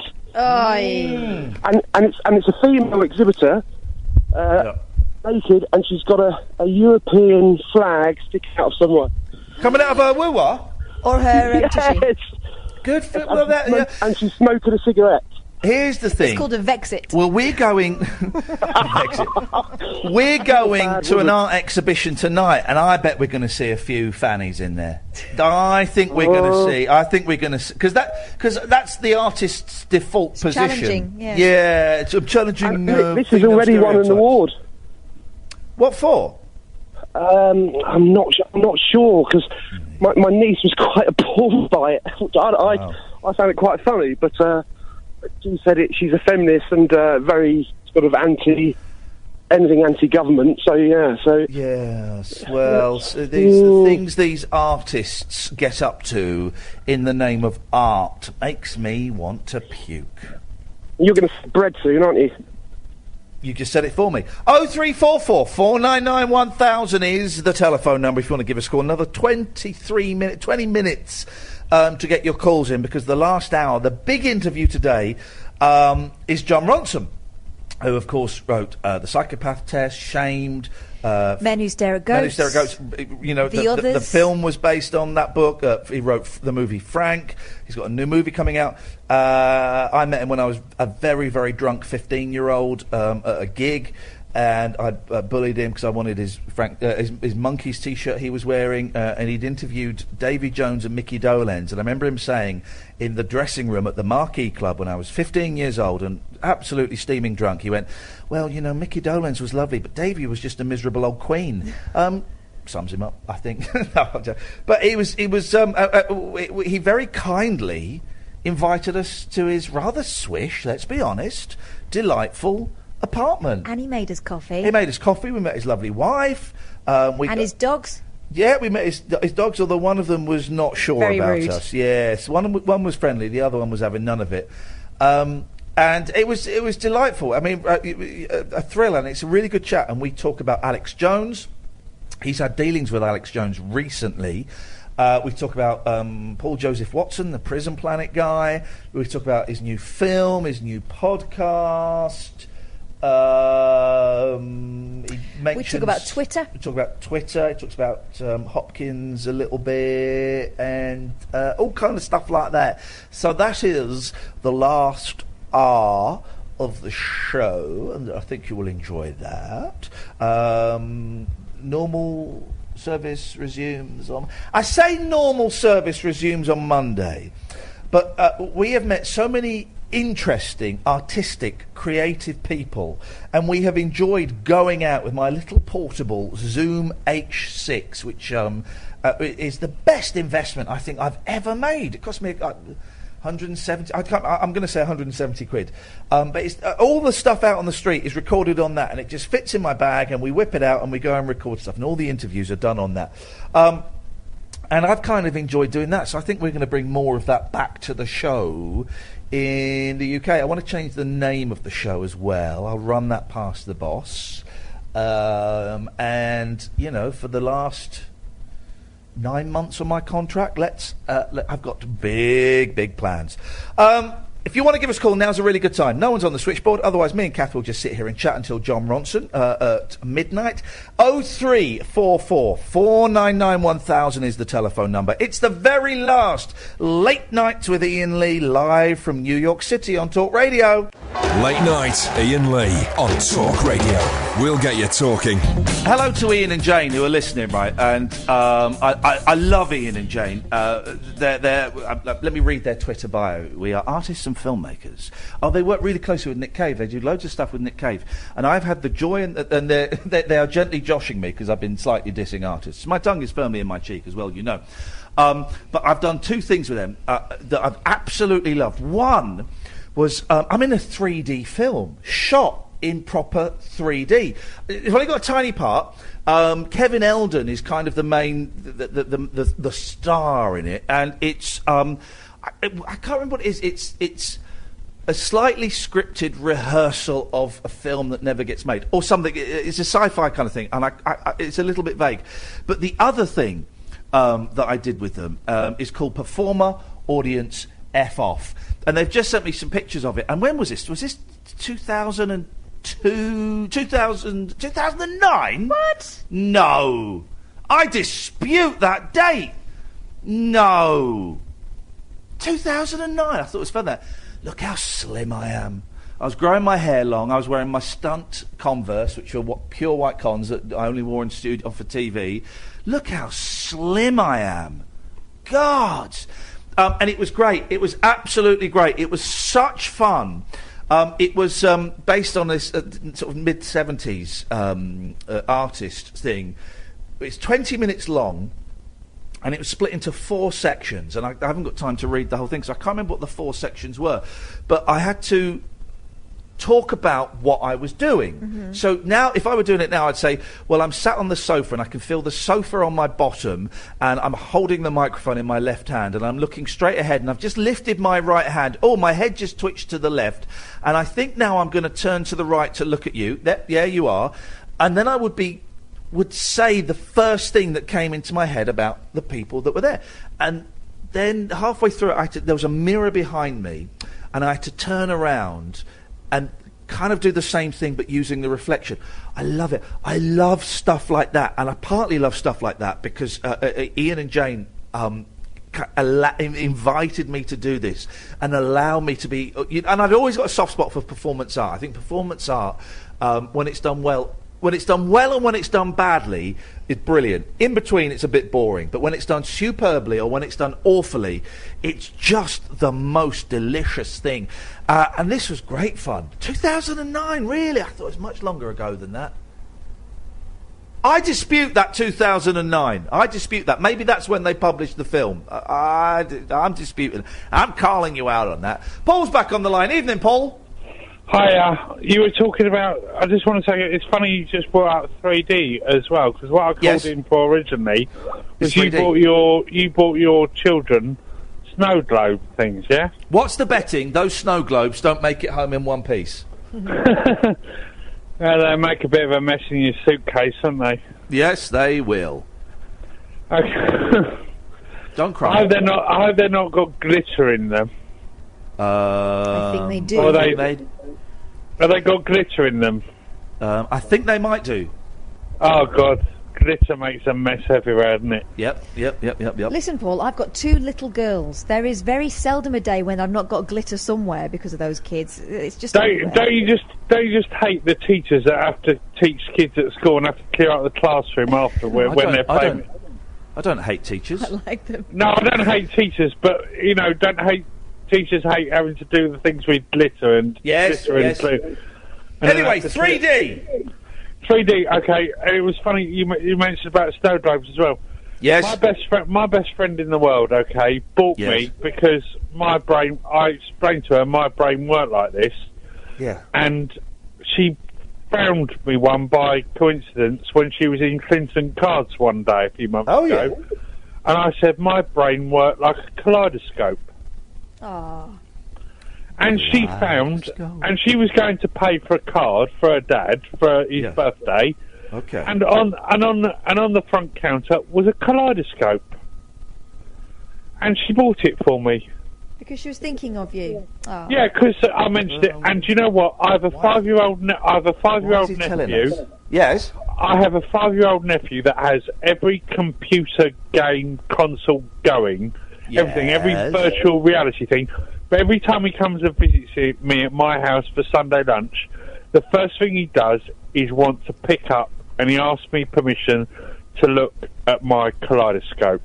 Well, that's a great story. I wouldn't open with it, Paul, but that's a great story. He loves it more than Sonic the Hedgehog. Bread! Oh, my God. Why did he... I don't want to be rude to the man. But why did he phone us up then? Oh, because you said kaleidoscope. Kaleidoscope. What? No, I didn't. I said 3D. Oh, okay. 0344 499 1000. You can do better than that, can't you guys? Can't you? We were having an argument yesterday. Which one? I can narrow it down. You were saying that fish had blood. Yeah, of course they have. This is a serious question, okay? In the dying moments of this hour, before we go to the John Ronson interview, which I think you're going to love, by the way, we had a big argument about whether fish have blood, and you think they do, and they do. Well, and also you think it's red. Yeah. Well, that's nonsense. Why?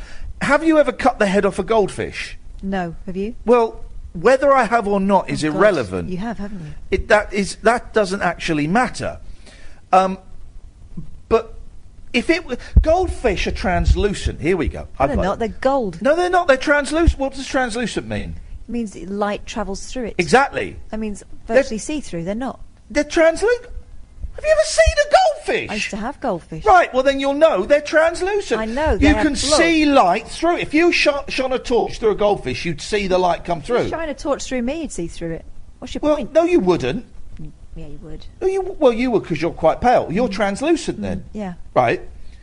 So if I were to shine a torch through you, and only certain parts of you, which parts?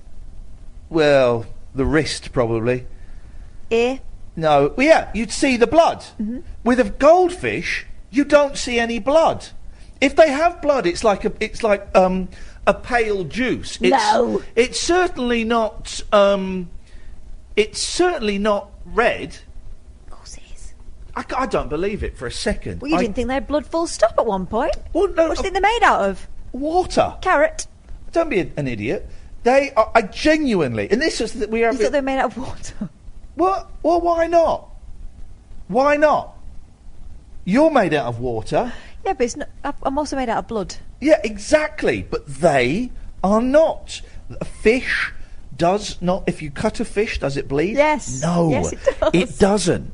It totally doesn't. Have you ever been to a garden centre? Hang on 1 second. Woody, call back. We can't get through to you. 0344 499 1000. Yes, I've been to garden centres. Okay. Have you ever put something on your garden that's called Fish, Blood and Bone? No. I've got their first album, though, on vinyl, I'll have you know. No, I have not. Well, it's a fertiliser, because fish have got blood and bones. Well, fish have got bones. I know they've got bones. Okay, I've eaten a fish. I've cut a fish open and I've not seen blood. Ipso facto, they don't have blood. This one wasn't. 0344 499 1000 is the telephone number. You've got 7 minutes, dear listener, to back one of us up on this. And it's going to be me you back up on this, because I'm the one what is speaking sense. Where are the fisher folk? They will know, because when you haul it out and pull that hook out of its mouth, it bleeds, doesn't it? It does not. I've been fishing. I don't go fishing anymore. I think it's cruel, and I'm thinking of becoming a vegetarian again. But the hook does no blood comes out of the fish's mouth when you fish it, when you hook it, when you fish it. Okay, all right. Here's one. Go. You know when you watch Jaws and they're in the boat? Yes. Okay. How do they get the shark to come? They put like a hunk of meat over the edge. Load of dead fish. It's not dead fish. Blood. It's not dead fish. Yes, it is. It's half a cow. You see, exactly. Destroyed you there, mate. And here's another thing I don't get. How has ear candling become a phrase? I can't help you with that. Is that a verb? To candle. Is candling a verb? I don't know verbs, adverbs. A doing word is a verb. An adverb is quickly. Yes. A doing word. So ear candling. So an adverb. So ad means to. But please don't. Listen, I've just explained adverb. It means quickly. Yeah, but I'm helping you with. Yeah, it means quickly. It's a way something is being done. It means quickly. Yeah, so quickly is an adverb. So an adverb is quickly. David? Hello? Do fish have blood? Yeah, I go fishing and they bleed all the time when you put the hook in them. Sorry, mate. Yep. They bleed all the time. No, if they don't bleed all the time. All right then, David. No. Listen. They do actually bleed, and Catherine's right with the blood and gut stuff as well, with where you put it in your garden for fertiliser. Yeah. All right. Do fish have periods? No, because they're not mammals. Well, I don't know. No. Not going to tell that joke. No, good for you. Well done. Yeah. Okay, well, if fish bleed, let's assume that David is right, okay, although he sounds like a drunkard. If fish bleed, Dave... I might be stoned, but I'm not a drunkard. Okay, he's a stoner. Oh, right. There is a difference. Okay. Well, then, if fish bleed, David, how can you sleep at night making creatures bleed? I'm thinking about giving the fishing up, to be fair. I think you should give it up. I think you should renounce it, because it's if these creatures do bleed, they don't. They do. Then you might as well just go around stabbing dogs, cutting open sheep from mouth to mouth, from lip to lip. Imagine doing that, David. That's what you're doing to the fish. Yeah. I think you might be right, but they do bleed. They do bleed, though. No, they don't bleed, David. Catherine, how are you? Come on. Help us out. I'm backing you up. Well, I don't. You and I do not need to fight this imbecile. The only person that's phoned up to back you up is a drug abuser. Yeah, but who's a sadistic drug abuser who gets sexual pleasure from torturing animals. Right. That's who you want on your side? You're welcome to him. Oh, David. I don't know what to say. You don't waste time until midnight. He's absolutely bred spot on. We are trying to waste time. No, we're not wasting time. This isn't wasting time. These are the big questions. We are asking the big questions that need to be asked. Do you know how I know that fish bleed? Yeah, go on, Catherine, tell us. Because we had goldfish when I was a kid because my parents are tight and they would not let me have a proper animal. They only let me have a boring animal that was kept in a flipping bowl. Yes, mate. So I had these fish, and I was very fond of Cleopatra, my first fish. Cleopatra, and she yeah, but she got a mite, sort of like a wormy thing in the side of her. So my mum whapped her out. Oh, has the mite got blood in it? Has it? Yeah, it was eating the fish. Has a mite got blood in it? Has it? It might do. Oh. It's got blood in it. Oh, do you want to hear this story?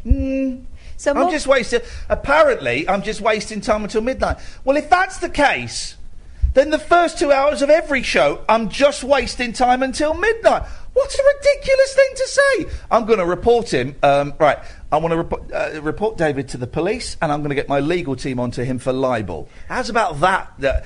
I'll see you in court, Sonny. And I'm going to report him to Twitter.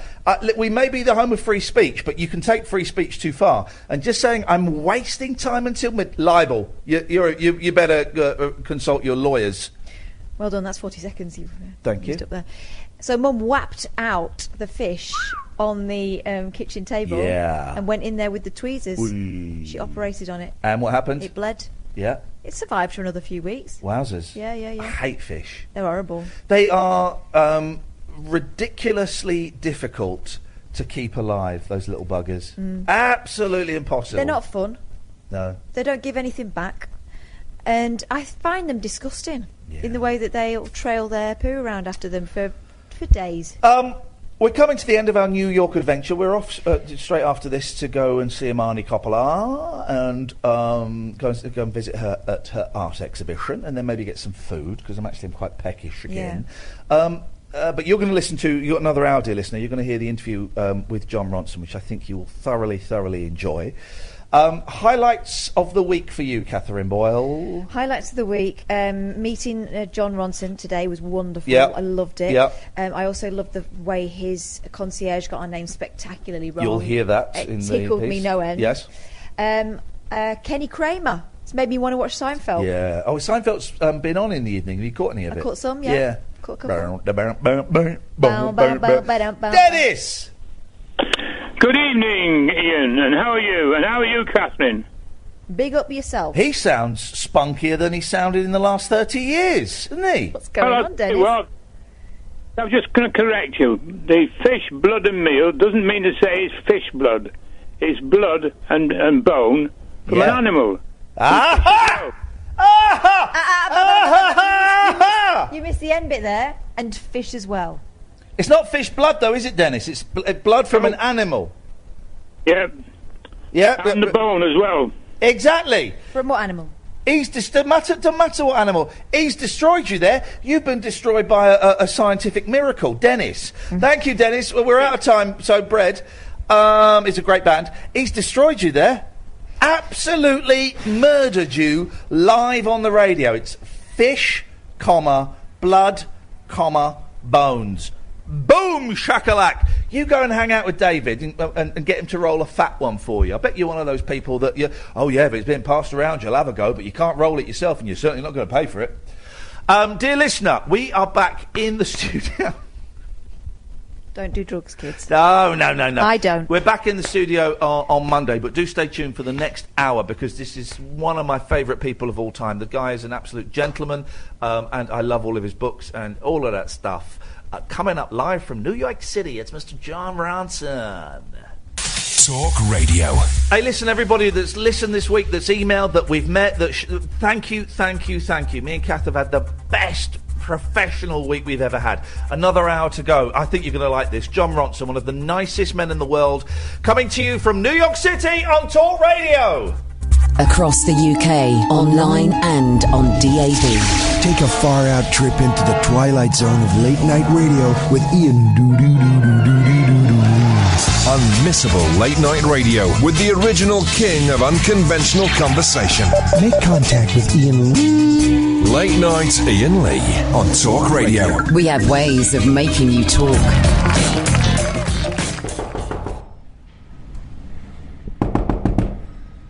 Room service. That's your room service. I brought you locks and wiggles. Hey, come on, we're late. We're late. You're always hustling me. Well, you're always late. That's why. Come on, man. We're off to see John Ronson. Well, that's good. I'm hoping I can persuade him to be my friend. Well, I think. how much are you going to talk to him? What does that mean? Come on. We're late. I'm going to call the lift. This is what I've been dealing with all week, guys. I'm producing this show. This show is unproducible by anybody apart from me. Hey, just saying nice things about you as a producer. No, bet you're not. Where's my puineto telefono Edo? We're going to get an Uber, guys. I know some of we've listened. I think we've done our. We have done a lot for the official cab. I must have spent about $500 on cabs. What I enjoy about Uber is attitude bingo that you play, right? Because sometimes they're lovely. Like Ebenezer last night was lovely. We got the whole life story and stuff. Hugo, he was quiet, but he was. There's a fella whose GPS was a block off. So every time. So he met us a block. He said, "I'm outside where you." I said, "No, you're not." He said, "I'm outside where you told me to, 164." He was a block away. Good morning. And then he dropped us off a block away as well. Didn't say sorry. Didn't show any signs of being at all bothered. I got him back though. Yeah. Do you know what I did? Oh, did you? I gave him a 3-star review. Well, 3 stars, as we established when we spoke to Keith and the girl, is the ultimate non-committal review. I can't give him a 2-star review. He's a bloke earning not much money. I don't want to destroy his career. But essentially, he didn't do his job. Yeah. You say that, and you're right, but I don't want to ruin a man's livelihood just because I had to walk 2 blocks. You won't ruin it. While there are lazy people like us, while there are lazy people like us looking for Ubers, he will always have work. Okay, well, let us... Out we go. So we're looking for Jonathan today. Jonathan is our driver. His licence plate ends... See, I'm speaking American. I'm saying licence plate. Block GPS instead of sat-nav. His licence plate ends 361C. He's driving a Honda Pilot. I bet this is it. Yes, it is. Hey, there we go. Look at that. That's the kind of service I dig. This looks like a fun car. Yeah. Good morning, Jonathan. Oh, thank you, man. Once again, Catherine, due to your tardy attitude, I think you're due to your disrespectful way towards the listeners, who are really what this show's all about. We haven't had time for breakfast or coffee. Well, we can. This is New York City. We can always find breakfast and coffee. Yes, I know we can. Of course we can. They sell it. Did you notice as well how you felt like my timing was off this morning? Yeah. But we come out of the hotel and Jonathan pulls up straight away. It's as if I'd planned everything. Well, no, it's as if I didn't press request Uber until we got into the lift. So, yeah. Another. You can tell that a week together is true. It's quite fractious. But yes, I have to do another interview without any sustenance, without any nourishment, with no refreshment. It's the David Cameron approach. Oh no, he used to make hold a wee, didn't he? He used to hold a wee. No, he used to hold a pig, didn't he? Oh, not while he was interviewing, surely. Jeez. Okay, well, I think we're going to a very posh area today. He lives in a very posh area, as one would expect. I love John Ronson. For those of you who don't know, of course, I should fill in perhaps some blanks on who John Ronson is. He's a writer. He's written some brilliant, very funny books called Them, Shamed... The Men Who Stare at Goats. He's an absolutely brilliant writer. For a while he worked with Frank Sidebottom in his band as a keyboard player, wrote a brilliant book about that. Wrote the movie Frank, which I loved. Some people disliked it because it wasn't about Frank Sidebottom, but it wasn't about Frank Sidebottom. It was just a bloke who looked like him called Frank. But I loved it. I thought it was great. He's got a new movie coming out on Netflix, which... Do we know how to pronounce it yet? Oakjar. Okay. And he's just, he's a very interesting, clever, funny man. and I'm going to make him my friend. Good luck with that, Ian. Well, we're here, look. This has been a rather pleasant drive. Thank you very much. What a lovely block. Thanks a lot. Have a great day. Thank you. Bye-bye. Oh, now, we're a little bit early. Oh. We can't go in at too... Lee got fluff all over you. We can't go in too early, can we? Can we go for a walk around the block? Yeah, let's suss him out. Let's suss... Case the joint.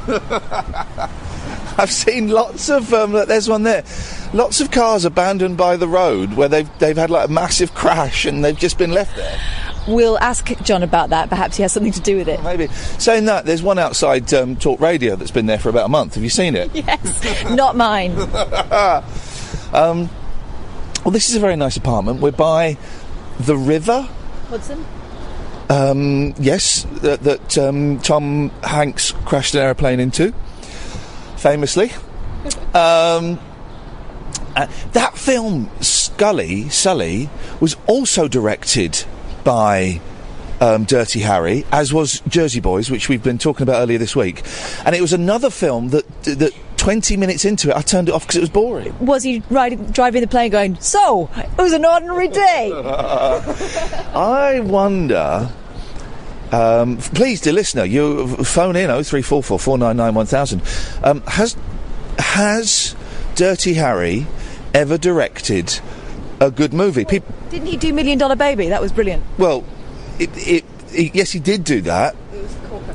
Job done then. Have you seen it? Yes, I loved it. Okay, well, but your taste is I'm not even including that because you like absolute tosh. Absolute tosh. So I'm not including that. And anyone can get lucky once. What's your film then? Balcony shirt signing. Oh, right, okay, Thank you. So we're in a very, very lovely neighbourhood. Very peaceful. Old buildings by New York standards. Look at those old water coolers up there, look. Legionnaire's disease waiting to happen. I think these buildings are called brownstones. Why is that? Because they're made of brownstone. Okay. And, yes, this is nice. I could live here. Oh, I could live here, definitely. This works. I think we might... Is it starting to rain? A bit, yeah. Oh, man, no more walking around the block then. Let's go, John can keep us dry. This is some building, huh? This is incredible.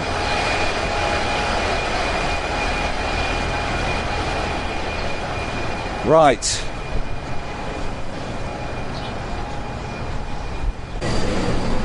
Okay, this is it. I guess we just go in. Good morning. Hello, good morning. How are you? Very well. How are you today? How can I help you? We're meeting a friend of ours, John Ronson, who's in apartment... You ready to go? We are. We don't know where to... We've never been here before. Okay, let me just check. Thank you. Please do. You will, of course, bleeped his apartment number, won't you? Yes, I will. Thank you. Just take the whole thing out. No, take the bit in. You... It's Ian Lee and Catherine Boyle. You just leave me to my craft. This is Elaine and the boys are here. Okay? Did I pronounce your last name? It's close enough. Ian Lee and Catherine Boyle, yes. Boyle, okay. Boyle. Then leave and David. Where do we go? Along here. Elevator. Thank you. I thought I saw you about 3-4 minutes back. Yes, we were here early, so we went for a little wander around to see where we were going. Gosh, look at this thing. She's got very nice features. Oh, thank you. And the gentleman? Is never... never... nice too, but she's like, wow, very pretty. 10th floor, yeah? Thank you very much. Dick, thank you. Who did he call us, Boyd? I'll tell you in a minute. Elaine and the Boys. It's a great, by the way, guys, you can't have that band name. We're having it. Would you please welcome live on stage, Elaine and the Boys.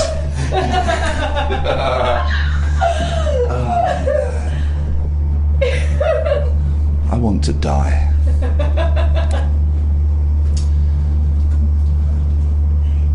Right, Elaine. This is like, alright boys, this is like a lift from a movie, a wood-panelled I refuse to use the E word. I'm not going to do that, so I'm not going to grace them. How high up are we going? My ears just popped.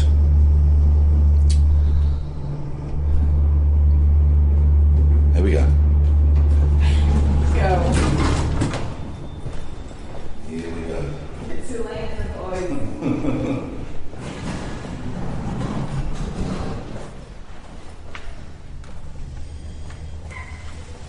Here's the dog. That's a nice picture there. Damaged.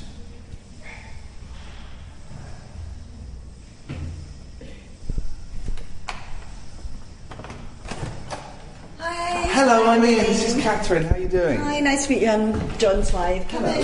I didn't get your name, sorry. Elaine. Hello. Look, it's me. How are you doing? How are you doing? Nice to see you. This is Catherine. Hi. You all right? Yes, I'm slightly under the weather, but not too bad. Oh, I've just been travelling. So I just, you put stuff out. We're not going to disturb you for long. No, come in, it's fine. I'd introduce you to the dogs, but listen to them. They're like crazy. Do you want coffees? Oh, if you've got coffee, John. Do you have coffee in America? We do have coffee. I would love a coffee. Little capsules. Do you want vanilla or regular? Do you want strong or weak? Strong, regular strong. Good, because I've got these strong ones. I'll go vanilla, please. Oh, okay. He always takes the mickey out of me. Switch the light off. It's less interrogatory.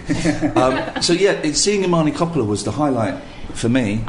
We met Kenny Kramer, the inspiration for Seinfeld's Kramer. And is he just like Oh Kramer? my God! Well, I guess so. I wasn't really massively into the show, so it wasn't even about that. He was just a storyteller, wasn't he? He's massively like Kramer. He was, he was telling about how he got the tour together and put the tour together, and it was just like a Seinfeld story, That's all set around here, Seinfeld. That was all set in the Upper West Side, and the cafe that they go to is it's the same cafe. I think. I hope I'm not giving you bad information. I believe it's the same cafe where Susanna Vega wrote "I was in the world." Oh, really? On the corner, yeah, and that's just like a few blocks north of here. We came and saw your show the other night. Mm-hmm. The Cool Kids with you and Maeve Higgins, and we spoke to Maeve on Monday, and she's delightful and we love her, completely fallen in love with her. You strike me as a very unnatural live performer. Am I right? You mean like bad? No, oh God, no. It's funny, but I just get the impression that you would kind of rather be behind the scenes. Yeah, I would rather. Well, okay. So when I've got a show that I feel really comfortable with, I am very happy to go out on stage, and it's fine. So, for instance, I do these psychopath nights where I've got these guests, and we tour, and and in fact, we're doing a big tour in November, at like the Brighton Dome and places like that. And I've got that show like really down, and I feel very happy going out and fine. But Maeve, so we do this show like once a month in Brooklyn, and Maeve's like a real purist and never wants to do the same thing twice. She gets at me on stage if I tell a joke that I've made before.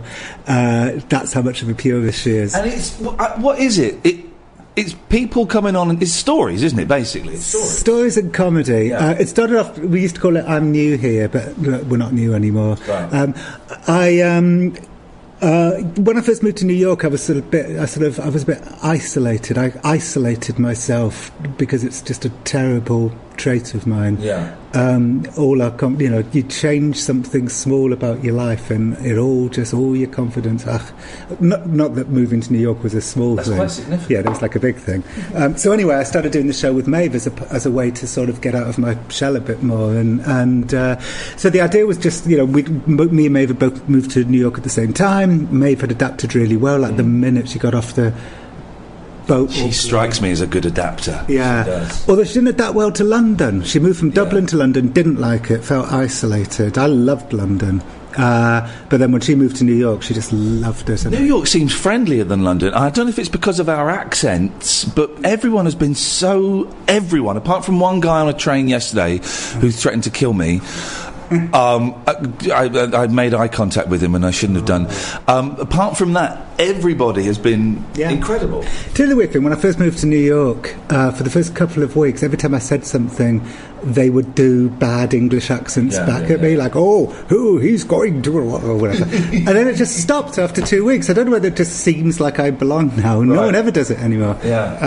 So me and Maeve started doing that show, and it's a mix of comedy and storytelling. But Maeve is she's a purist, and she never wants you to do the same thing twice. She thinks of being on stage as being like on a trapeze without a wire, without a thing.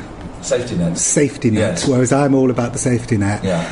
So that's why if I seemed a bit awkward, that's the reason why. But I don't want to say you're a bad performer, because you're not. You're brilliant. But do you remember? I'm going to put you on the spot now, and I don't mean to. And if we do, we can cut this out. Who were the 4 acts that you had on? Because they were all brilliant, and I can't remember their names. Usually I'd be able to answer that question really well, because usually me and Maeve book half each. You've been away. I've been travelling, so Maeve booked everyone, and I can't remember any of their names. Then I remember the last woman, Michelle, who was amazing. Michelle. There was a comedian called Michelle. There was a comedian called Gary.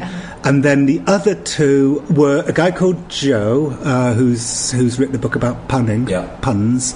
And then there was this really great woman called Angela, who's never been on stage before, like once before, doing this story about having a sponge stuck inside of her vagina. And it just went on and on, and it just got worse and worse. And it was just brilliant. It was mesmerising. I think that was my favourite moment. When I did a story from my forthcoming Audible series about pornography, and I thought that went down well. This was what I was going to ask you. The Audible series, The Butterfly Effect, the first one's been out for a while, and it's you... it's you... Well, you explain it, because I will get it wrong. Go on. Okay, well, I'm tracing a butterfly effect. In every season, if I do make any more seasons, I'll be tracing a butterfly effect from like a tiny idea that somebody has to its sort of, surprising and potentially like enormous consequences.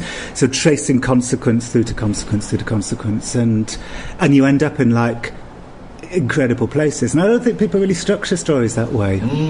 So we tried it. So the entire season is us following a single butterfly effect.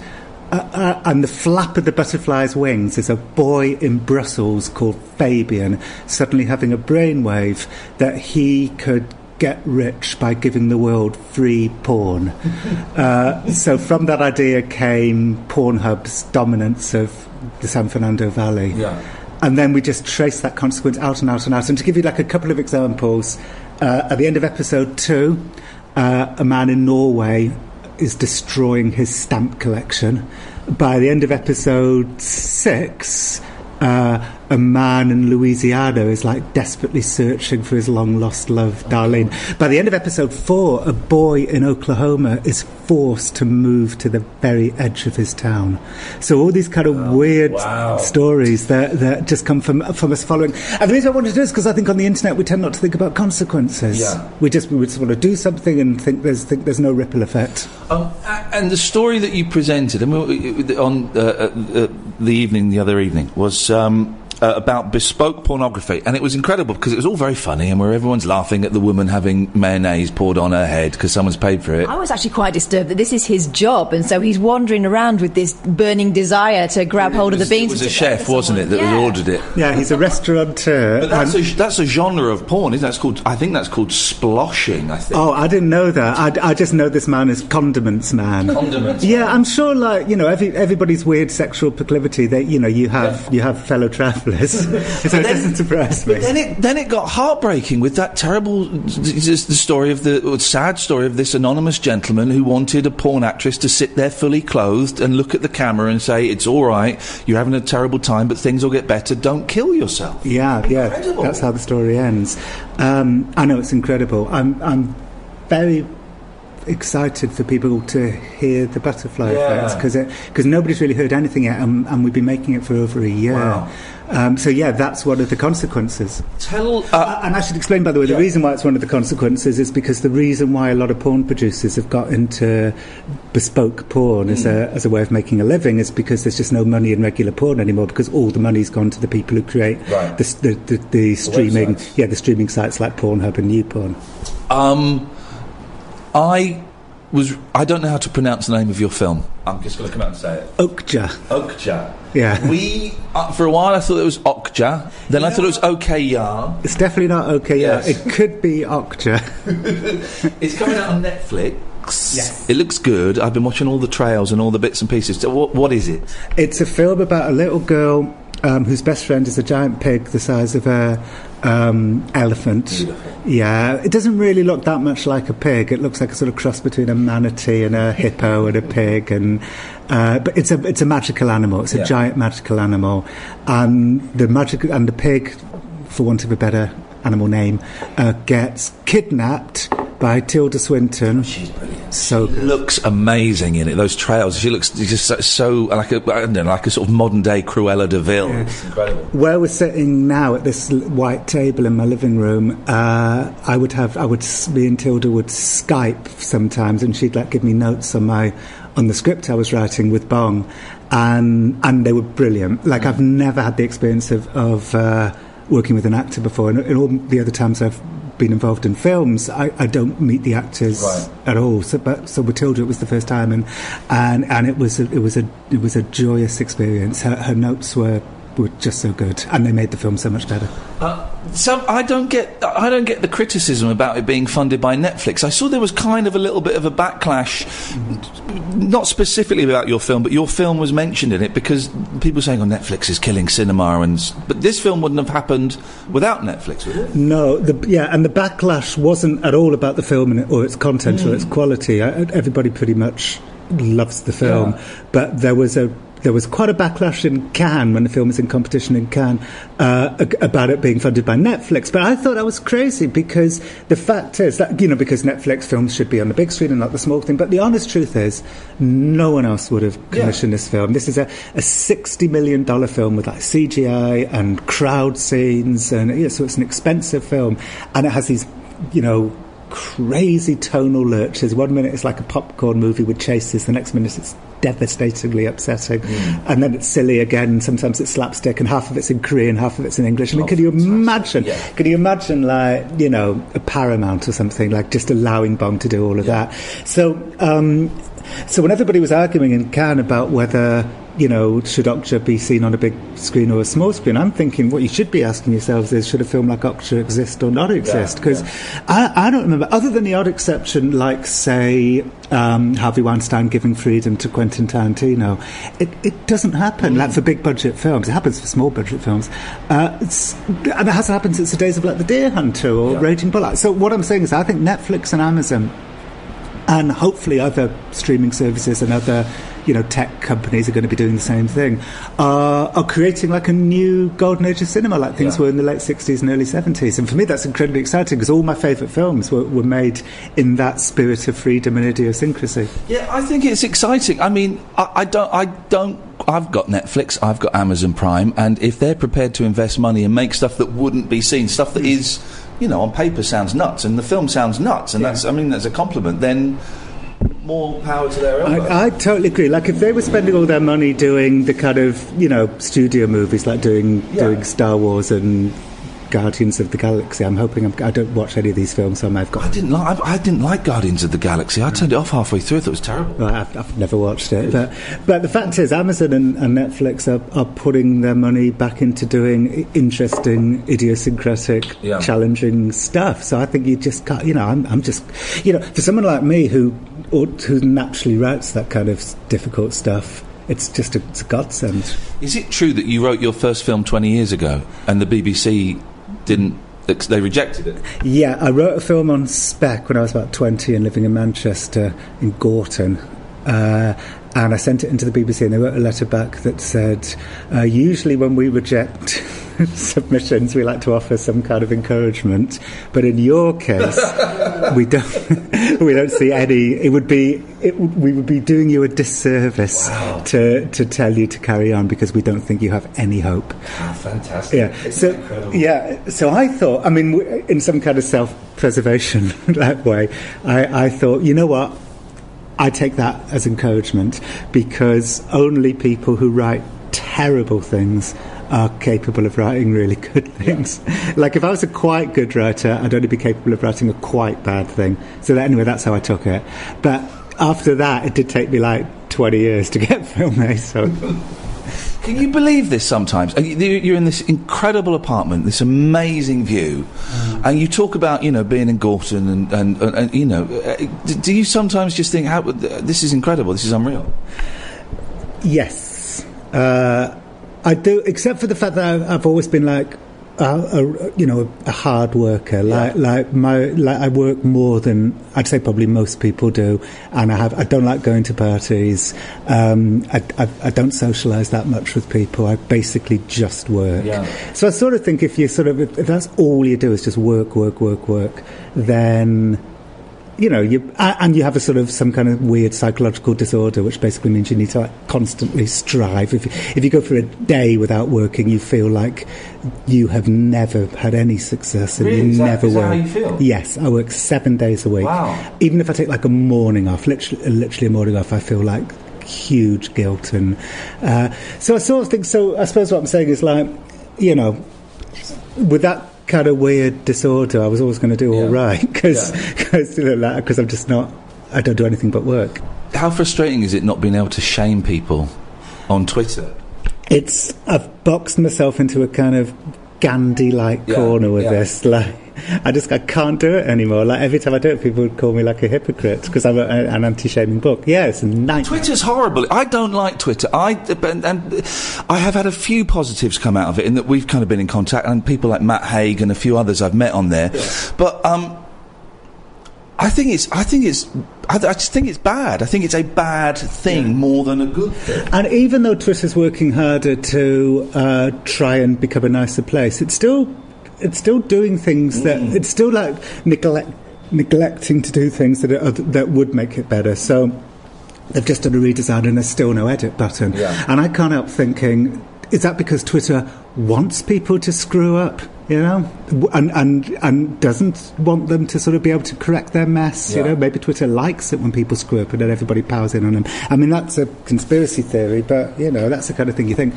Did you hear what happened last night on Twitter? No, what happened? Well, like, you know, every day, I could meet you like any day of the year and I could say that question to you. But last night was a particularly grievous one.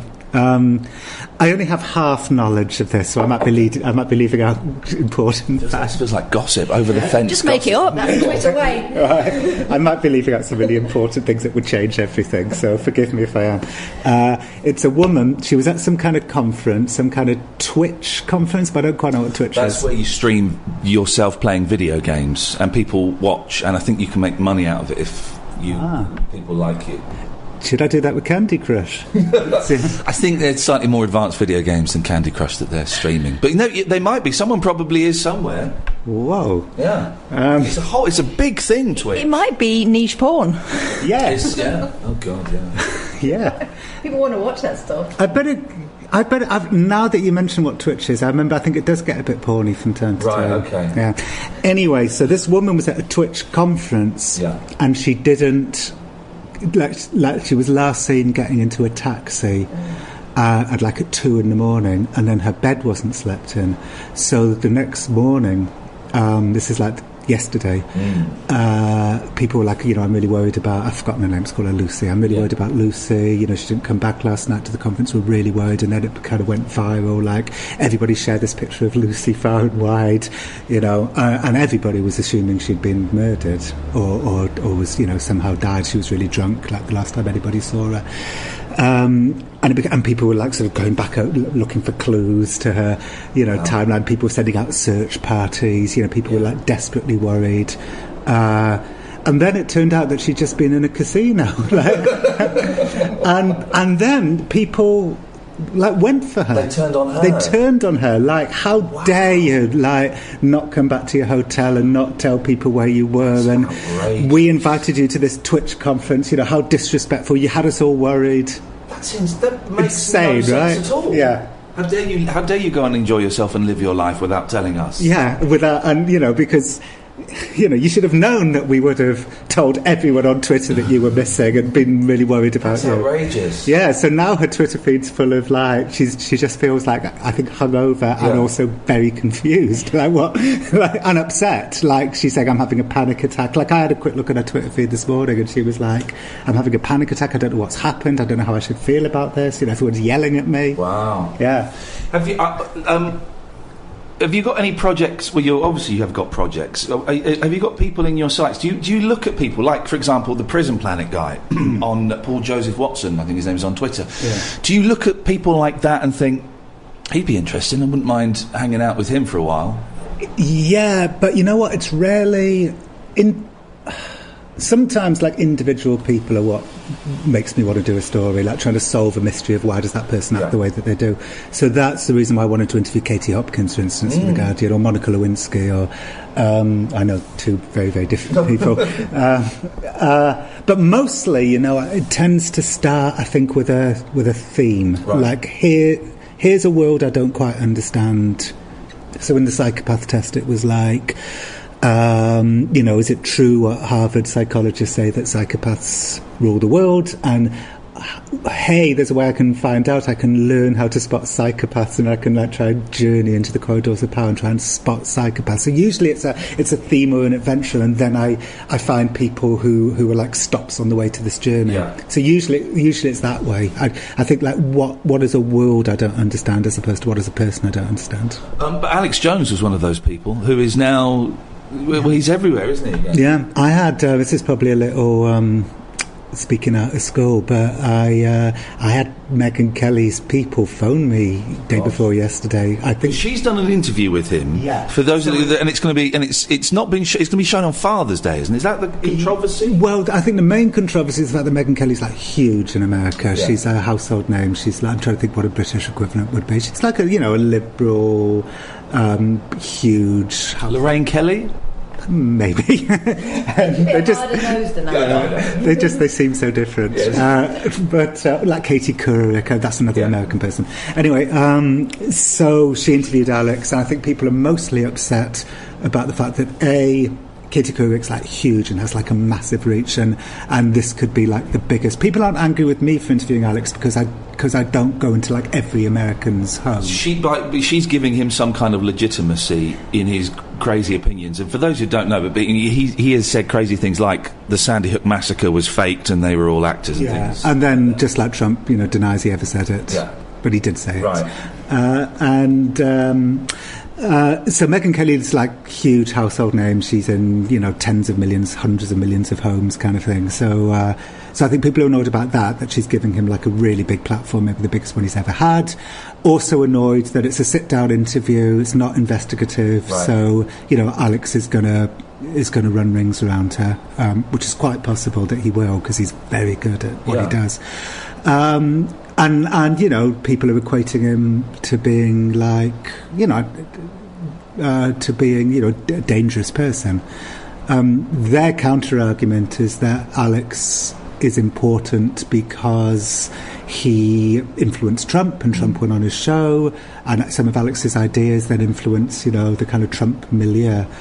But then something happened this morning, which was that Alex released all of these phone interviews where Megyn Kelly was like buttering him up and saying, I know you're giving a look, others would say they're the grace of God. Yeah, exactly. The things you say to get someone on side in the first place. But you've been there too. Oh, of course, every journalist has.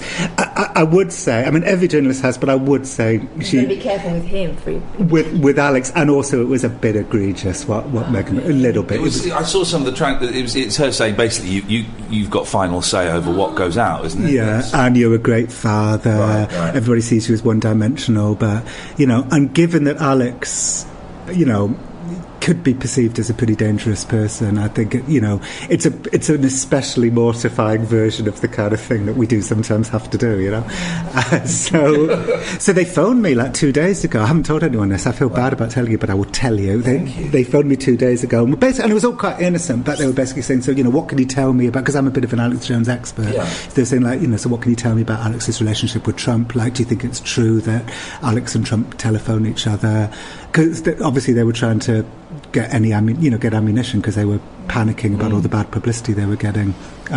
So I told them what I knew, which I've got to say isn't a huge amount. Like Alex says that Trump phones him. Alex does lie about things, but my instinct is that Alex wouldn't lie about that because he wouldn't want to piss off Trump. When was the last time you spoke to him? About a week ago. Wow. I sometimes text Alex and he sends me voice messages back. About a week ago. Okay. I would like to spend a bit more time with Alex. People don't get at me for it. I think for two reasons. I think firstly because it's not just a sit-down interview. It's a bit more diggy-roundy. And second, because I'm quite idiosyncratic. I'm not like Mr. America like Megyn Kelly is. So I think for those reasons people don't mind when I do it. But I don't know about you, but I just don't buy any of this no-platforming stuff. I didn't in the 80s and I don't now. I don't. Surely you have to have the debate and question and expose people to, and what they're saying. Although there have been occasions when we've refused to have people on the show. Oh, well, we refused Anjam Chowdhury because he was a gobshite, and, he was...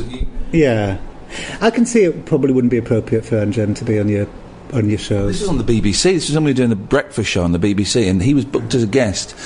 And me and Kath went, well, I don't really want him. And they said, well, but he's great. He'll generate calls. He'll generate calls. Him and Tommy Robinson. Yeah. We both have shied away from that. Not shied away, refused to do it. There's stories to be told, but a local radio breakfast show phone-in is not the place for those stories. And you know what? Not long ago, you mentioned Paul Joseph Watson. Not long ago, I tried to get him to talk to me, and then he wouldn't want to. And then afterwards, I felt actually quite relieved. I thought, I wouldn't really want to do it. He's become more and more... I don't know if this is the right word, but it feels to me like he's become more and more racist. Like all of his stuff is pro-white, anti-Muslim, and I sort of think, oh, you know what? He's changed, and I wouldn't feel comfortable doing that. I think the problem with the no-platforming stuff, though, it's more of a sort of wider philosophical problem. Firstly, it's always a bit of a sliding scale, and the conservative commentator Ann Coulter was banned from Berkeley, I think.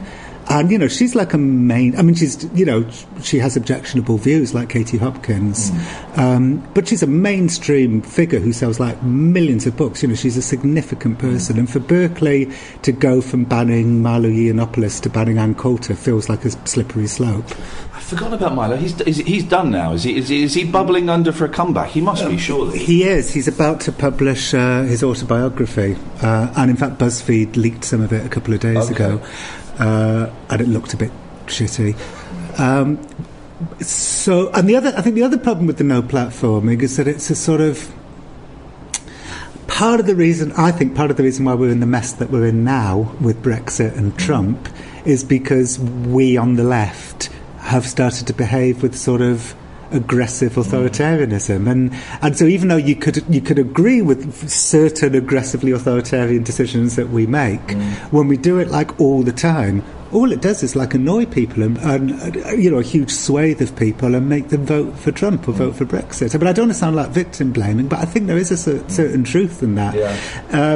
I think in America there was a huge swathe of people in Middle America who would have voted for the Democrats if the Democrats hadn't turned, into this sort of, aggressive, if you step out of line, we destroy you way, the kind of way I write about and say you've been publicly shamed. So even if you agree with like certain, don't platform Anjam or don't platform Paul Joseph Watson, I think, there's that wider question, like what does this mean on a sort of wider scale? We should let you go and write.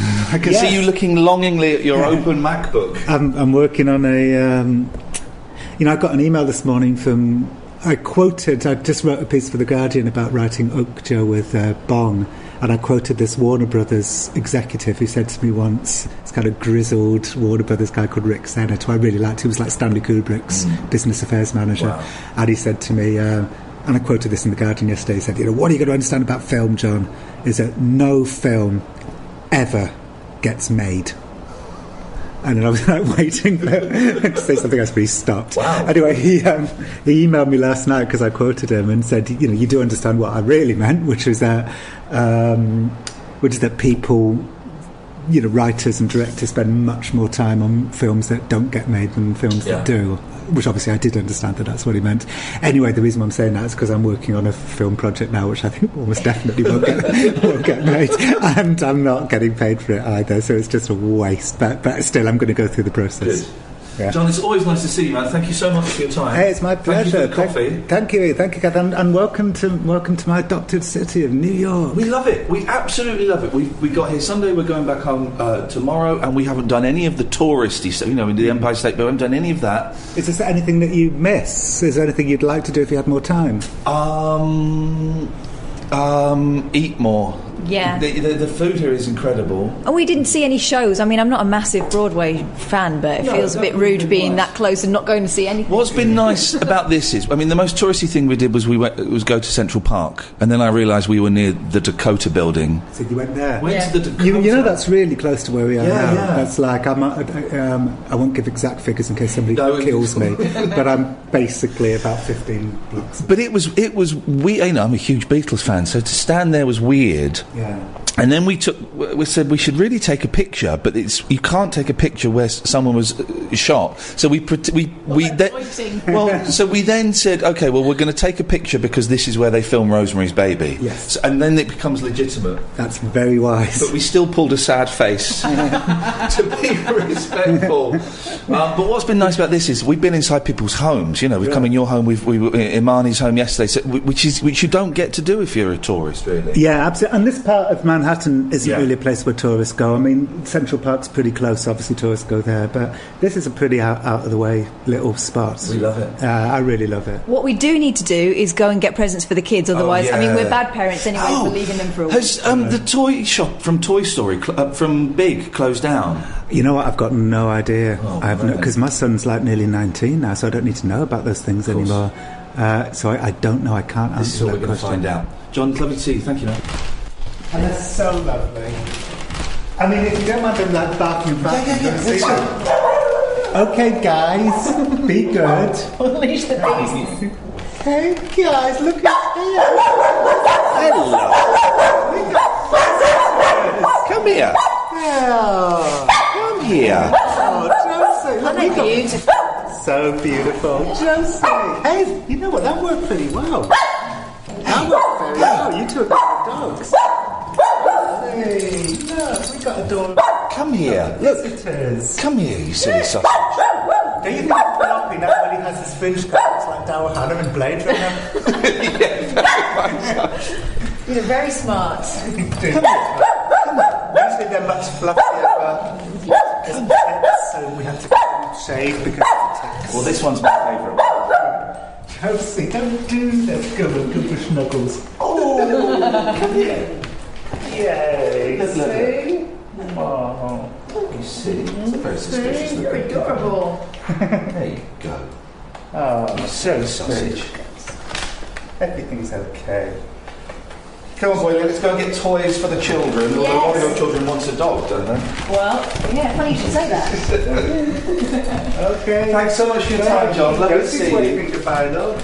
Bye-bye. Sorry I barked. Bye-bye. See you later. Take care, bye-bye.